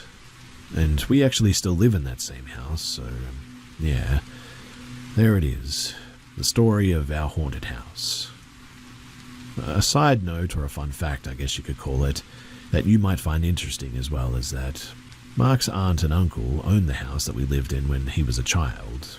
There were different owners between us, but after my mum and Mark started dating, we found out that Mark's aunt and uncle used to live there, and we learned a bunch of other history about the house, and the house still had some awesome things in it that Mark's uncle had originally built, like the bar in the basement, the built-in bookshelves, etc.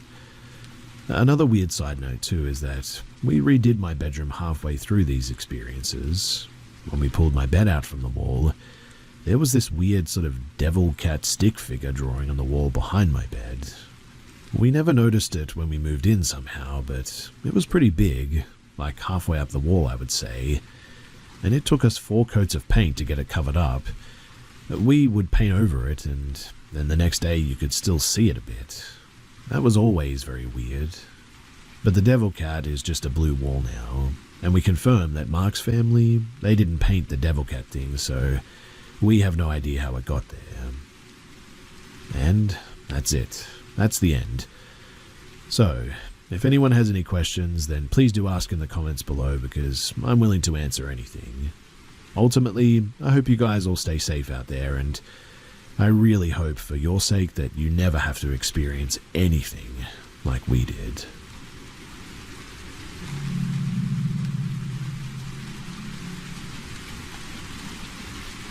This happened around November of 2021 in Garner, North Carolina. North Carolina, being how it is when it comes to weather, it was a fairly warm night this night.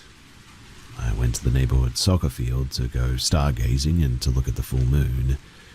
The sky was clear and the moon was bright. It lit the field up nicely, in fact. After I set up my telescope, 20 minutes passed by with my back turned towards the neighborhood. I see a light dance to my left, so I turn around. A guard is doing their routine patrol and checking for intruders, so I think nothing of it and I turn my attention back to the stars. Then, I heard a noise that didn't sound human or like an animal. A deep guttural sound came from far behind me, and I turned to look again. It was the guard. It didn't feel right at all, and I turn back to start picking my stuff up. Then I hear footsteps getting closer, and the light was gone. "What a wonderful night, isn't it?" the voice asked. I turned to respond, but I noticed something off. The figure stood straight, like a soldier in the military, feet together and arms to his side. Yeah, it is," was all that I could muster out, then continued gathering my telescope and bag. "What's your name?" the guard asked. The way that he asked was unsettling. It sounded sort of layered, I guess, as if there was another voice speaking along with his, curious yet menacing. My name's Jackson," was all I responded with, giving a fake name. I turned to face him, and then I noticed why it seemed off. The figure was wearing a guard's uniform, but it looked worn and tattered. Its skin was black as a void, and I tried to look at its face with the moonlight, but there was nothing but a smile, a big menacing smile.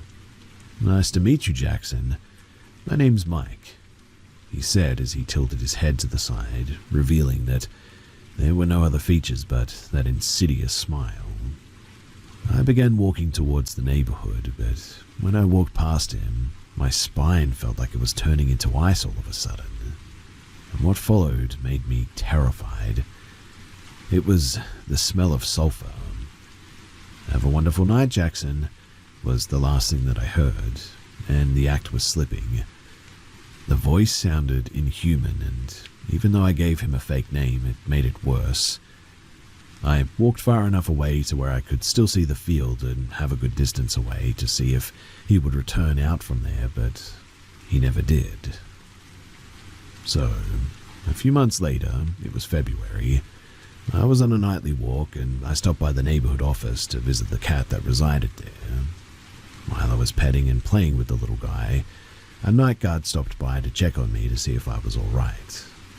I told him that I was and that I was visiting as the cat was in my lap, and before he walked away, I asked him if there was anyone named Mike that worked there back in November.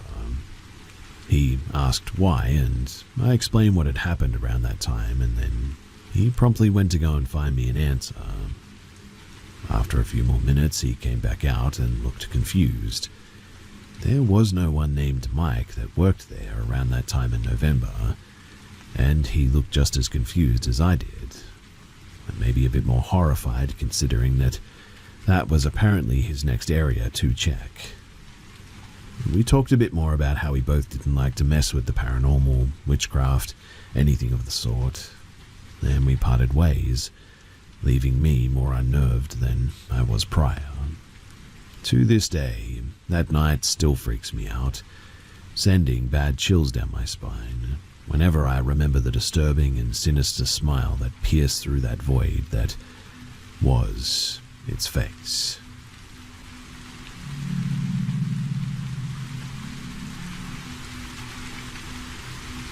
I was around 9 or 10 years old when my mum and I moved up north to the southwest of the UK. We just settled into our new home, and I was starting in a new school as well. On my very first day, we had an assembly. For anyone not from the UK, that's a morning gathering where the entire school meets in the hall to hear announcements from the teachers and all that sort of stuff. Nothing exciting, just them going on about, to be honest, I cannot even remember, but just random stuff. Anyway, one detail that always stood out to me, even then, was how close the school was to a major naval base, which was just down the road at about maybe 500 meters away.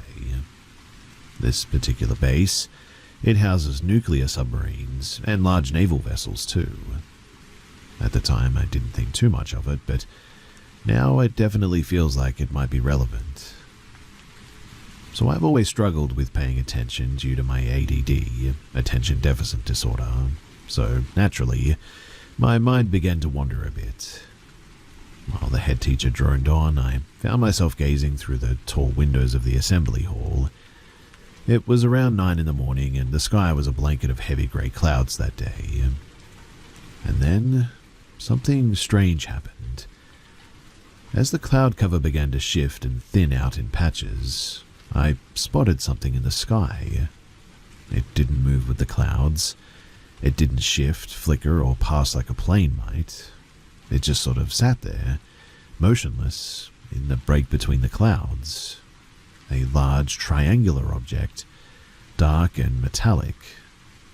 It definitely wasn't a trick of the light or a fleeting shadow or anything too. This thing had shape, 3 distinct points, clean edges, and a presence that felt, well, strange. My first thought as a kid was that maybe it was some kind of satellite or weird military equipment, but it seemed far too low, far too clear to be that. It wasn't suspended in space, it felt like it was right there, hovering above us, completely still while the sky moved around it. I remember blurting out something like, "Is that normal?" right in the middle of the assembly. The kid next to me nudged me and whispered for me to be quiet and pay attention. And when I looked back up, the clouds, they had rolled back in, thick and unbroken, and whatever I had seen was gone, just like that. Mind you, I didn't see it fly away, I didn't see it vanish in a flash. It was simply there one moment and then it just wasn't.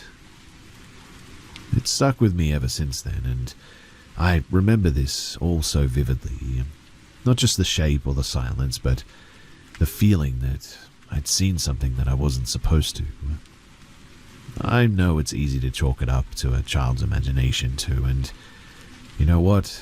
Maybe that's all it was. But back then, I didn't know anything about UFOs or strange sightings like this. I had no frame of reference.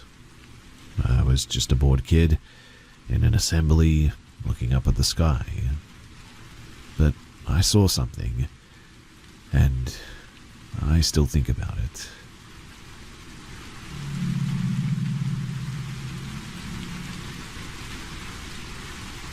This begins back when I was 15. Just for some background too, I work in a 5-star Michelin restaurant as a waitress in a sweet little area. We usually don't get anyone with bad intentions, usually just snobs really. Anyway, Easter Sunday of 2022, one of the busiest days of the year for us, a man, who will be known as the Easter Man, came in looking for a table for one. He was in a 3-piece suit with a carton of chicken eggs. He was sat in my section, so I go over to get a drink and food order. Once I got his order, he kept me talking, asking about my education, what I was doing in school, what my plans for the future were, what my hobbies were, my name, etc., etc. Just a little too much to be polite, but I let it slide. I was busy and tired, and I didn't want any trouble. Eventually, he left for the day, and quite honestly, I thought that was that. Now, for the next couple of months, he would come in 2 to 3 days every week.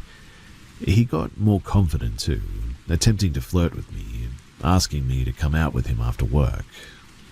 However, things got worse when one shift, I was walking him to his table and he slid his hands down my back and over my butt.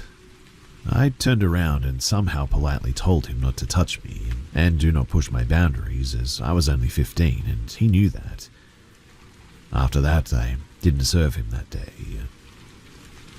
A week later he came in and I refused to serve him once again.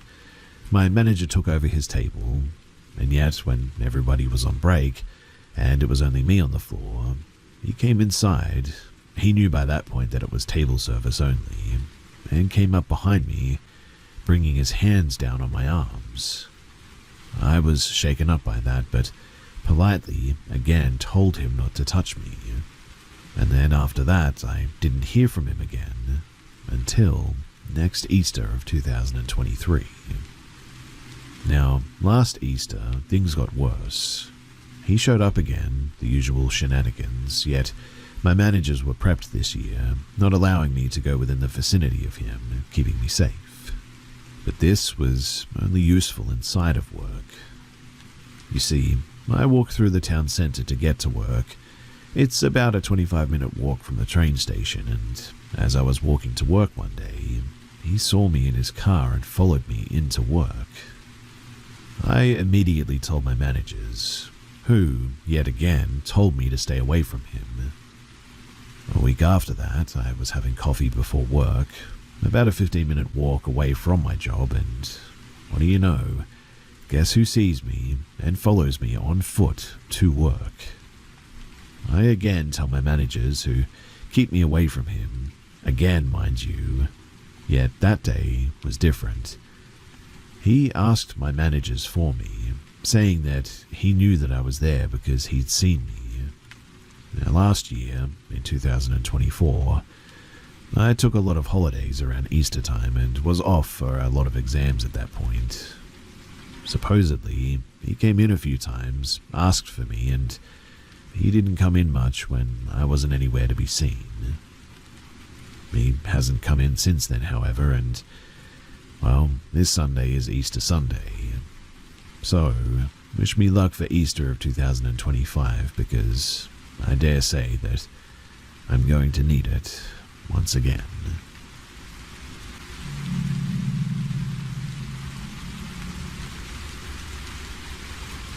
This experience happened when I was 21, 5 years ago now. It's something that has played on my mind since, but I've never really talked about it. So, I went to dinner with a friend from university. Her name was Amy. We had 1 glass of red wine each with dinner, and I was staying at her house that night. So by the time that we got back, I was totally sober. Like I said, it was 1 glass of wine with dinner anyway. I never even felt tipsy. Amy was in her ensuite brushing her teeth at one stage, and I was laying in her double bed on my side, facing the bathroom that Amy was in, when all of a sudden I felt the very distinct feeling of a hand with long nails go down my back, from my neck to my bottom. It felt like a real hand as well. I could feel the long nails of all the fingers, and it tickled in the same way that a person's hand would.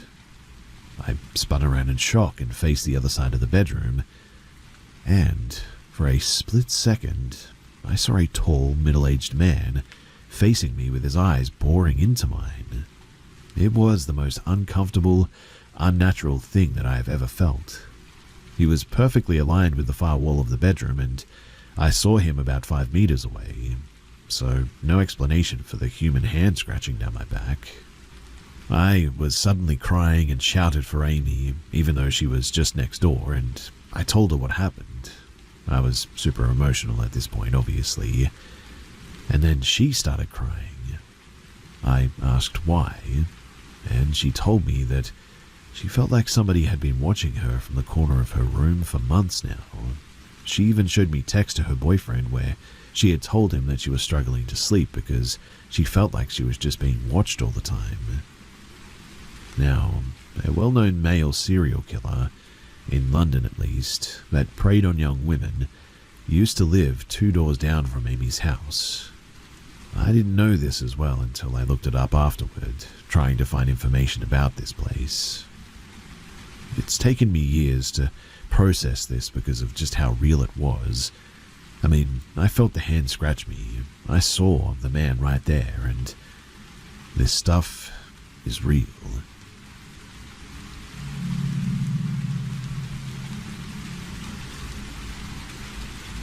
So I am an EMT as of writing this, but as this takes place, I was a student doing an ambulance ride-out with the local fire department. We have an hourly minimum as students to go and learn with them and take calls and all that. Now, on my official last day of ride-outs, I chose a Friday night shift, 3 p.m. to 11 p.m. I live in a busy-ish, smaller city in Texas, so most of our calls at this station would occur later into the night. And so, as you can probably imagine, it was common for us to sit around waiting for nighttime. Now, I was taking notes for class when we got dispatched to an unknown status female under a bridge. This isn't unusual, as we have a big homeless population and callers will see them on the road and think that something is wrong. Often they'll just be drunk, or sometimes we have to give them something if they have OD'd or whatever. I was pretty excited, not because of someone hurt obviously, but because of the adrenaline rush. Walking out onto the scene, we were dispatched to a residence. It wasn't a house, but it was more a collection of tents intricately connected together under a big main highway road. Walking closer, the EMT, medic and I found who our patient was. Initially, she had her back turned toward us, and she was sitting down crisscross style, so we were unable to see what she was doing. But whatever she was doing, she looked very busy doing it, like she was soaring or doing something odd directly in front of her. She was sitting in a wet ditch, slightly away from her residence, and it smelled terrible, but I chalked it up to poor living conditions. We tried to get her to speak to us, and she cussed and shooed us away without turning around. Walking up, we finally realized what she had been doing. At first glance, I noticed her legs and feet. She had discolored ankles and feet in unnatural shades of purple, yellow, and green tones. Toward the toes, there was raw red flesh slowly bleeding and inflamed. I didn't recognize what she was holding at first, as I was too distracted by her feet. At this moment, my medic was talking to her, trying to comprehend what the heck was happening, and to get her to want transport, but she was trying to cut off her toes with a pair of kitchen scissors. She had completely degloved her toes, and we were also unable to find them on the scene. Now, despite the gruesome injury, she was not in pain, assumedly from the flesh necrotizing. She was also arguing my paramedic down, saying that she did not need to go to the hospital. It took about 30 minutes to get her to at least come inside the ambulance. Unfortunately, the medic and I, we were the unlucky ones to sit in the back with her while the EMT transported. Before transport, however, the smell was overwhelming, and my medic had to briefly step out and throw up before going en route. I'm still unsure why I didn't get sick. I mean, it was really bad. I do have a background in mortuary transport though, so a bonus from that job, I guess.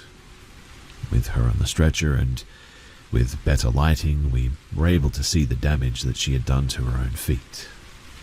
Now, the entire time she was arguing that she wouldn't need an amputation and that cutting her toes off and wrapping bandage around them to get rid of the gangrene would be enough.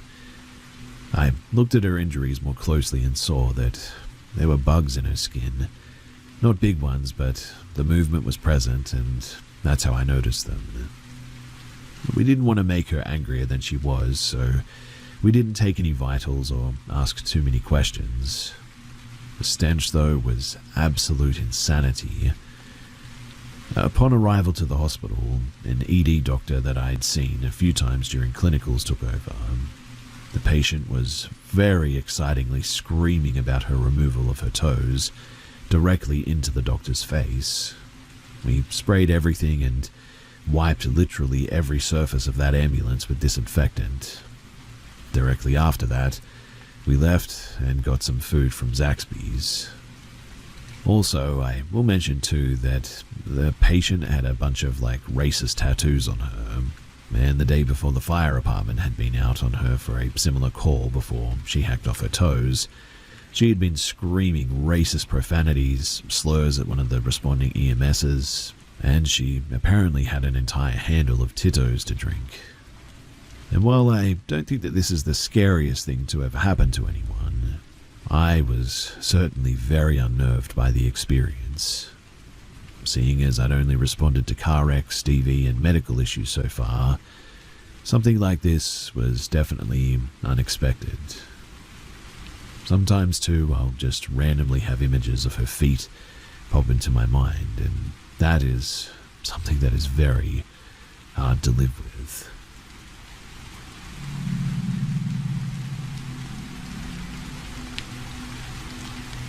So I'm 27 and my mum is 49. We don't live together, but we stay close by generally. Her name is Linda. Now, we used to live in a small town for years, and during that time, my mum would have many occurrences where people in public would recognize her. She's a DoorDasher, so it would happen often at restaurants, but also pretty much everywhere else as well. At gas stations, getting a fountain drink and gas, at a Walmart, even at the post office. Whatever this thing is, it always makes an impression, where the people around her point out that it's her. They'll say things like, "Back again already, huh?" when going to get a drink at the convenience store, or, "Hey, I haven't seen you in a few weeks, how are you?" in a place that she's never been before. At the post office, the guy asked her if she was able to ship that package that she was having trouble with the other day. She hadn't been there in weeks. Sometimes they'll say things like, "Are you doing okay now? I hope your day is going better than it was earlier." At first you think that this was just coincidence, but it just happens way too often. My uncle and aunt had a sighting of the thing once. My uncle was talking to it and chatting up a storm, calling her by name and talking about the family. Apparently it just went along with it and chatted back, but my uncle nor my aunt is the type to lie about this stuff, so I really do believe them. After a while, my aunt came back up and asked my uncle who he was talking to, and he said, "I'm talking to Linda," in an obvious tone. My aunt said, "That's not Linda," and it just looked at her and then casually walked away. My aunt's description said that it looked like my mum, but not quite fully. Little features were off, and I know that it sounds cliche, but that's what she said. Just little features were off. Now, here's the weirdest part though. You could think that it was just someone in the town that looked like my mum, right? Well, we moved 9 hours away from that town recently, and after about 2 weeks, it's all started up again. Exact same thing. Random people referring to weird interactions towards my mum, acting like she was there earlier when she wasn't, talking about past conversations that they never even had. I have been present for some of these interactions too. One just happened today, in fact, which is why I thought that I should share this. Whatever it is, it seems to have followed her, and I don't know. What do you guys think that this is, and is there anything that we can do about it?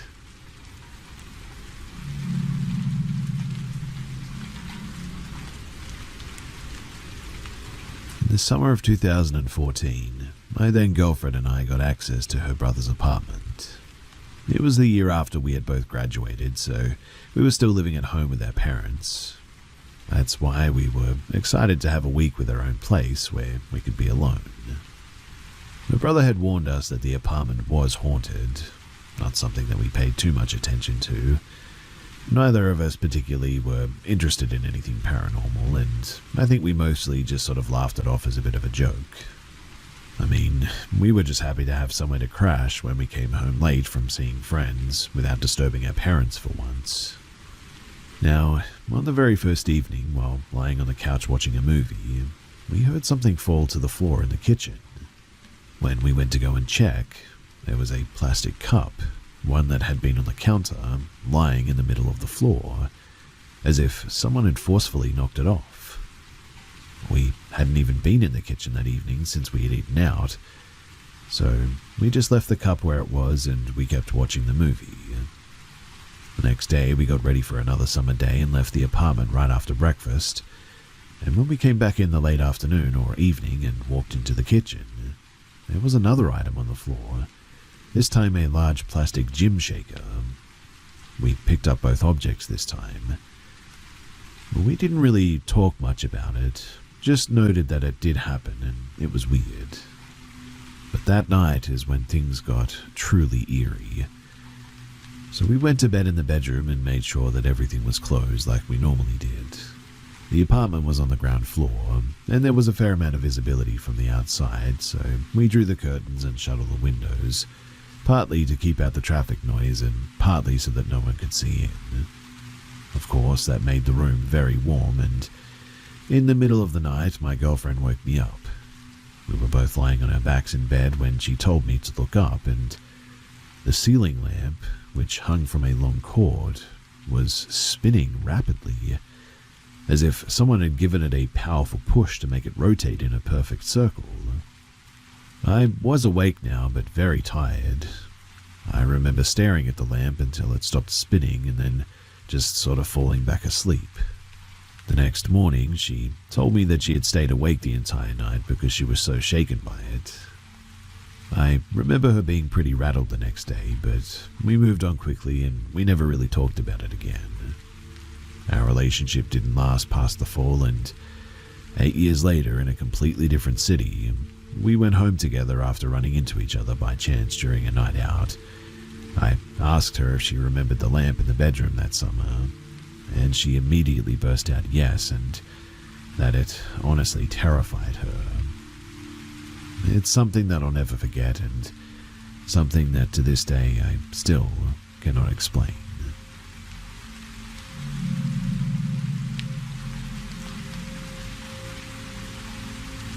For many years I've been thinking about this, and I still don't know if it was just my childhood imagination. So I used to tell my friends that I saw something in my house. Usually I'd say that it might have been a ghost, but honestly I genuinely have no idea. I cannot say exactly how old I was, but I was definitely still in primary school. That much I remember. It happened in the winter, in Poland, 2009 most likely. Probably a few days after Christmas Eve, because I was playing with a Lego set that I got as a gift. Now, it was already dark outside, the lights were on in my room, and I was playing on the carpet across from the door that opened onto a lit hallway. From that angle looking out the door, I could see a wall and the banister around the space above the stairs. I was really focused on playing, my eyes were down, but for some reason, maybe because I noticed movement out of the corner of my eye, I looked up and glanced towards the door. That's when I saw it. From the left side of the doorframe, a figure slowly started to emerge.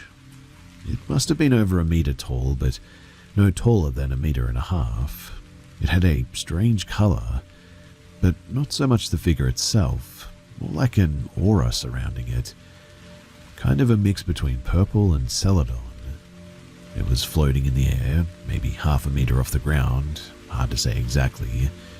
I was just a kid sitting on the floor after all, so I had to look up slightly. It had bent legs and a bit of a hunch, and in that position it slowly drifted to the right through the air. I don't remember what it was wearing exactly, but I know that it had clothes, purple for sure, pants and black leather shoes. It looked like a formal outfit almost, and it appeared to be male. I remember that it had a fairly large head, so big it looked disproportionate to the rest of its body, with a black mop of hair and big ears. The facial features were hard to tell. I saw it from the profile. Definitely very prominent cheekbones though, and a big nose. I froze for about 3 seconds though. I couldn't move. I was in shock. Then a wave of chills hit me and fear took over. I immediately looked down at the Lego bricks and started pretending to play. In my head I was thinking, just pretend you're playing and maybe it won't notice you. Pretend that you didn't see it. But after a few seconds, I couldn't process what I had just seen, or even whether I had seen something, or if it was just my imagination. And quite honestly, I might have believed it was all in my head to this day, if not for what happened next. Curiosity won out, and I looked up again, without lifting my head too much because I was afraid that it might still be there. And then, I saw from that side of the doorframe, part of the figure was still visible. After a short moment, it then completely moved out of view. I was stunned and terrified. I sat there for a while, trying to gather the courage to run to my parents, who were in the living room downstairs. When I finally managed to do it, I ran out of that room, not looking to the right out of fear that it was still there, bolted down the stairs, and sat on the couch next to my parents. I never said a word to them. I just took comfort in the feeling of safety, and I was scared that they wouldn't take me seriously. I didn't have the strength to try and explain to them because the emotions that I had just gone through had completely drained me. That thing, whatever it was, it never even looked at me though. It was like it didn't even know that I had seen it. I never told any of my friends at school either, as I didn't want to be laughed at. For the next few days, I felt uneasy any time I played in that room though, afraid that I'd see it again. It took years before I told anyone, usually after a few drinks, and only in vague terms, just saying that I'd seen something that I couldn't explain, without ever going into detail, as I didn't want to seem like a complete weirdo. But that's why I'm here. Has anyone else ever encountered something like this? Was it just my imagination, do you think? What keeps bothering me though is that when I looked again it was still there. If it weren't for that second glance, I wouldn't even think twice about this, and would have assumed that it was just my imagination. But because of that second glance, I really don't think it was.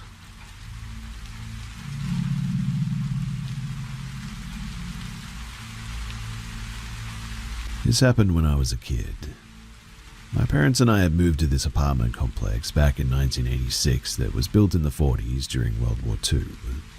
The basement had a fallout shelter installed, and in the fallout shelter there were gas masks, tins of old food, old World War II posters of enlisting.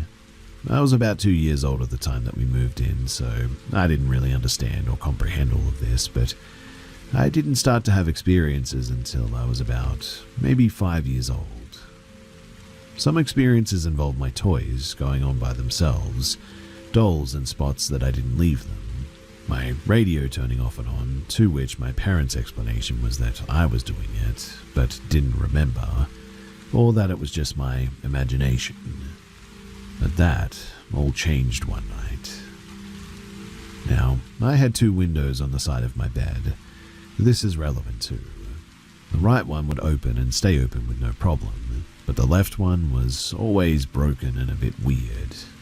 It just wouldn't stay open, and we would have to stick a board in the window for it to remain open. Now one night I had woken up to this loud bang which scared me half to death, causing me to sit straight up in bed. As I'm sitting there, my eyes trying to adjust to the room, looking around to see if something may have fallen, and if so, where. That's when I heard it again, another huge bang. It was on the side of me, so I look over in the direction to see what it could have been, but didn't see anything that could have made that noise. That is, until I see the left window, the window that needs a board to stay open, slowly opening up, and opening by itself. I sat there frozen, trying to make sense of what I was seeing, if I was actually seeing what I was seeing. I couldn't do anything but sit there in disbelief and attempt to close my eyes tightly for 10 seconds because 5-year-old me, this was just a bad dream, and closing my eyes tightly is what I would always do to end a bad dream. I still do this to this day, to be honest. As soon as my eyes opened, I see the window fully open and then slam again. I realized at that moment that I was fully awake, and then the window starts to open again. Only this time it's opening a little faster than last time, and same as last time, it would open all the way and then slam shut. It happened again and again and again, each time opening a little faster than the last time and slamming shut. It was as if someone was opening it fully and letting it go in order to slam shut. But then the window flies all the way up and stays open. Then I hear the most horrible, evil, sadistic laugh, like a cackle right in front of me. Well, that was enough for me to finally move. I fly off the bed, getting tangled in my sheets and comforter. I managed to get the comforter off of me, but I still have the sheets wrapped around me. But that didn't stop me from hauling butt all the way to my parents' bedroom, screaming bloody murder as I did. My screaming ended up waking up my parents, so they were already awake when I got to their bedroom. I'm trying to explain to them what had just happened, what I had seen, and told them about the cackling and all that. My mother was the comforting parent, and was trying to calm me down as best as she could, telling me that I just had a really bad nightmare and that my nightmare continued when I was semi-awake because I was half asleep awake. I was persistent though, and kept repeating myself over and over and over, telling them about the window opening and shutting by itself, and the cackling again and again. My father, who was the no-nonsense parent, was extremely upset that I had woken him up, and said, "Enough, it was just a bad dream. Come on, I'll show you. There's nothing in your room to be afraid of, and your mother's right. You probably just dreamed the whole thing. So come on, let's go." My father and I head back to my bedroom. My little hand clenching his hand tightly, we go into my room. My comforter is still on the floor. My father goes to pick it up, and when he does, he glances over at the windows and sees that the left window is still open, wide open in fact. Nothing in it to hold it, just wide open, which, knowing this window, should be completely impossible. My father goes over to the window, looks at it, then back at me and says, "Did you open this?" I tell him, desperately trying to get him to believe me, "No, Dad, I told you. It kept opening and slamming by itself." My father, frustrated, cranky, and highly annoyed at this point, tells me windows don't open by themselves. It probably got stuck when you opened it. My father reaches over to make sure that I didn't stick anything in the window to keep it open, and as soon as he stuck his hand in and was about to pull his hand away, the window slammed shut, nicking his hand in the process from pulling it out of the window. My father, who was still trying to make sense of this situation, was suddenly spooked and creeped out. I then spent the night in my parents' room in my sleeping bag on their bedroom floor that night. After that night, the activity seemed to amplify. Other stories for another time. It's been almost 40 years and I still have nightmares about that night. The window opening and shutting, the cackling, the fear, and my little 5-year-old heart pounding in my chest. It is hands down one of the worst experiences that I've ever had. Until I encountered the Hat Man, that is. Which, again, is another story for another time.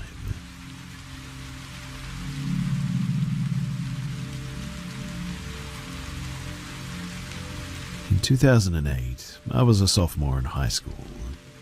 The first day of school, I was sitting in my English class when this kid, whom I had never seen before, entered the class 10 minutes late. His name was Mike. The teacher asked why he was late, and Mike responded with, "Sorry, teach, I spilled strawberry daiquiri all over my shirt and had to change it." Mike was a bit of a class clown who was more trouble than funny, to be honest. He was the type of guy who believed he could do whatever he wanted and there would be no repercussions. For example, one day in English, the teacher was late getting to class, and while Mike said that since the teacher was 10 minutes late, legally we were allowed to leave, and so he did so. Later, he was shocked when he ended up in detention after school for skipping class. But Mike and his friends were the group that would sit in the parking lot at lunch and rev the engines of their Subarus and act like they were in Tokyo Drift or something. I remember that Mike played football that year and was livid that the coach didn't make him the starting quarterback, despite him not being all that impressive as an athlete. However, the thing that I remember the most about Mike was that he always wore this white baseball cap backwards and turned to the side, which was the style at that time. Well, the next year, my junior year, Mike just never showed up to school. Word was that he had been drinking with a group of friends near a fishing spot by the local river when he just disappeared. The rumors also started, and one was that he got into a fight with another guy who hit him in the head with a beer bottle. According to the rumor, Mike fell into the river and was swept away.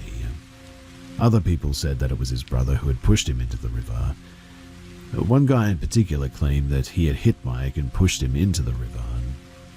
Regardless of the truth, Mike was never found. He had a full-page memorial in the yearbook and everything. After that year, though, nobody ever really mentioned Mike again. As time went by, the only time that he would be mentioned were when some friends and I would meet up and somebody would say, "Who was that kid who disappeared again?" And the story would be told. Almost 15 years after Mike went missing, though, I met a guy who was a retired detective for the sheriff's department. His name was Jim. Well, it turns out that Jim was the one that investigated Mike's disappearance. When I mentioned the rumors about him getting hit with a beer bottle, he said, "Yeah, we heard those rumors too, but they just never panned out." Jim told me that the day that Mike went missing, he was out by the fishing spot with anywhere between 5 to 10 other teenagers. Mike had paid a homeless guy to buy a beer from the local store, so he and his friends could party out there. Afterwards, they drove way out to the fishing spot, 30 to 40 miles out of town. And Jim said that, more than likely, Mike was drunk and fell into the river and just was swept away. They never did find the body, which Jim said was probably in the Gulf of Mexico by now. Jim asked what kind of student Mike was in school. I told Jim that I thought Mike was an entitled class clown, to be honest. Jim wasn't surprised. Everybody else told him what a great student that he was, which he said isn't surprising with missing persons cases. Jim said that nobody wants to be the person who spoke poorly of the guy. He also said that he got the same feeling about Mike's parents. Dad came across as a bully who peaked in school, and Mum was the homecoming queen sort of deal. People who just never really moved on past that point, I guess. People who may have encouraged Mike's behavior, telling him about all the fun that they had had in their high school days. Well, a year or so later, I was out fishing by that spot at some point. I had gotten there late in the afternoon, and by the time that I was ready to leave, the sun had already gone down behind the hills. It was light enough that you could still see, but dark enough that you need your headlights when driving for sure. As I walked back to my truck, I noticed that I was the only one in the parking area, so I put my fishing gear in the bed and climbed into the driver's seat.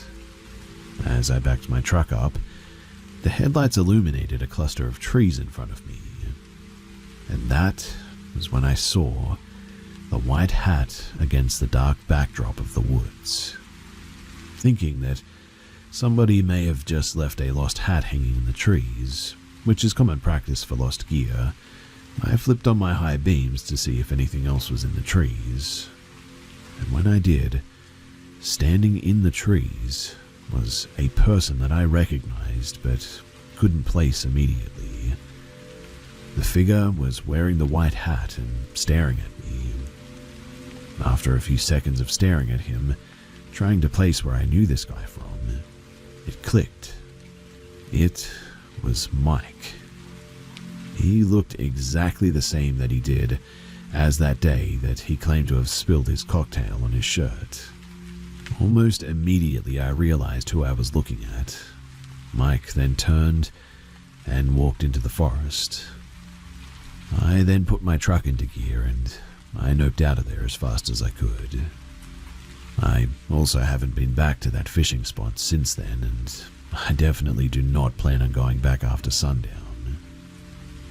I eventually asked a couple of guys that I know who fish out there if they've ever seen anything strange out there, but nobody ever had. I really don't know if I saw Mike because I knew him or if there was another reason, but I will never forget that white hat that he would wear all the time.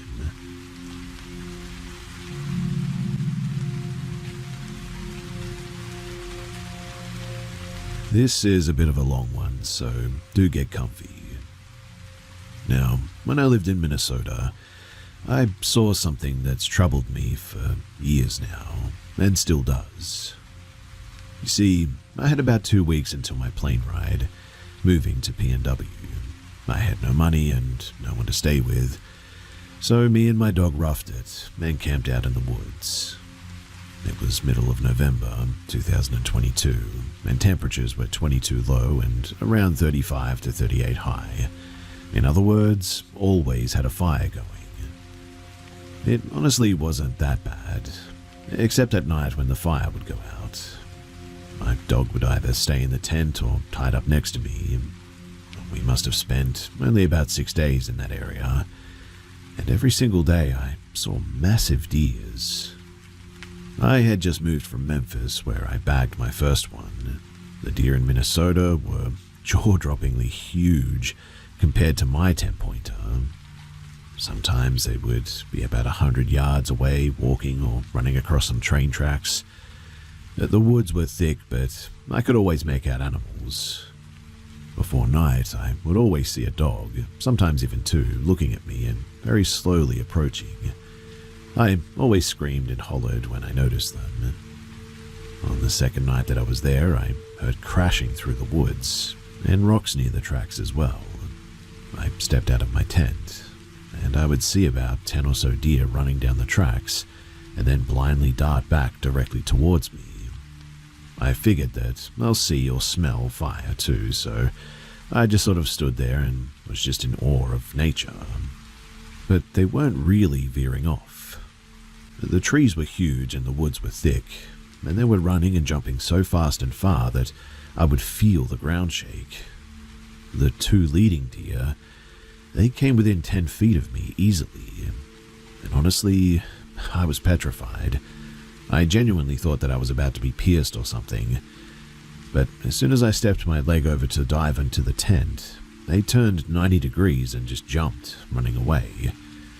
I thought that it was extremely scary, but also very cool to be honest, and I was glad for the experience. Now, at about 10 p.m., I'm stoking the fire and I noticed something off in the distance on my side of the tracks. Not even towards the tracks, but parallel with me. It looked like two people with headlamps on, processing a deer. On my first day there, I did see and quickly talk to a guy passing by, saying that he was looking for deer skins. I made nothing of it, and stopped shining my light towards them. After failing to fall asleep, I stepped outside and the two headlamps were still on. Same spot and making the same motions. It looked like they were maybe about 5 or maybe 4 feet apart. One would fiddle with something on the ground and hand it over to the other. At this point, I was alarmed because, it's now 1 in the morning. I shine my light, watch very intently. It was so dark and so far away that by that time my eyes would focus and I would need to blink, but I would always lose what I was seeing. I would watch one headlamp and see that headlamp split into 2. So I knew that what I was looking at was a pair of eyes now. 2 individual sets of eyes. They were behind fallen logs and a standing tree. The motions that I saw were that of them moving back and forth, peeking around different spots of the trees and log. I moved my head side to side and they did the same, but on different sections and heights of the tree, like they were crouching and then sort of standing, but never looking away from me. When I got back into my tent, I zipped up the door, leaving the top open about an inch or 2. I zoomed my flashlight in, peeking through the hole, and I could see when they stopped and when they started this motion back up. The harder that I tried to focus, the more agitated the movement seemed. I was getting on a plane soon, so all I had were knives and a couple of flares, kept them close and snuggled up with my dog. Around 5 in the morning, I peeked through my tent and was still being watched. When the sun came out, I stepped out, and when I did, nothing was there. I figured that they were wolves, but I don't know, the motion and the mimicking of mine was pretty insane.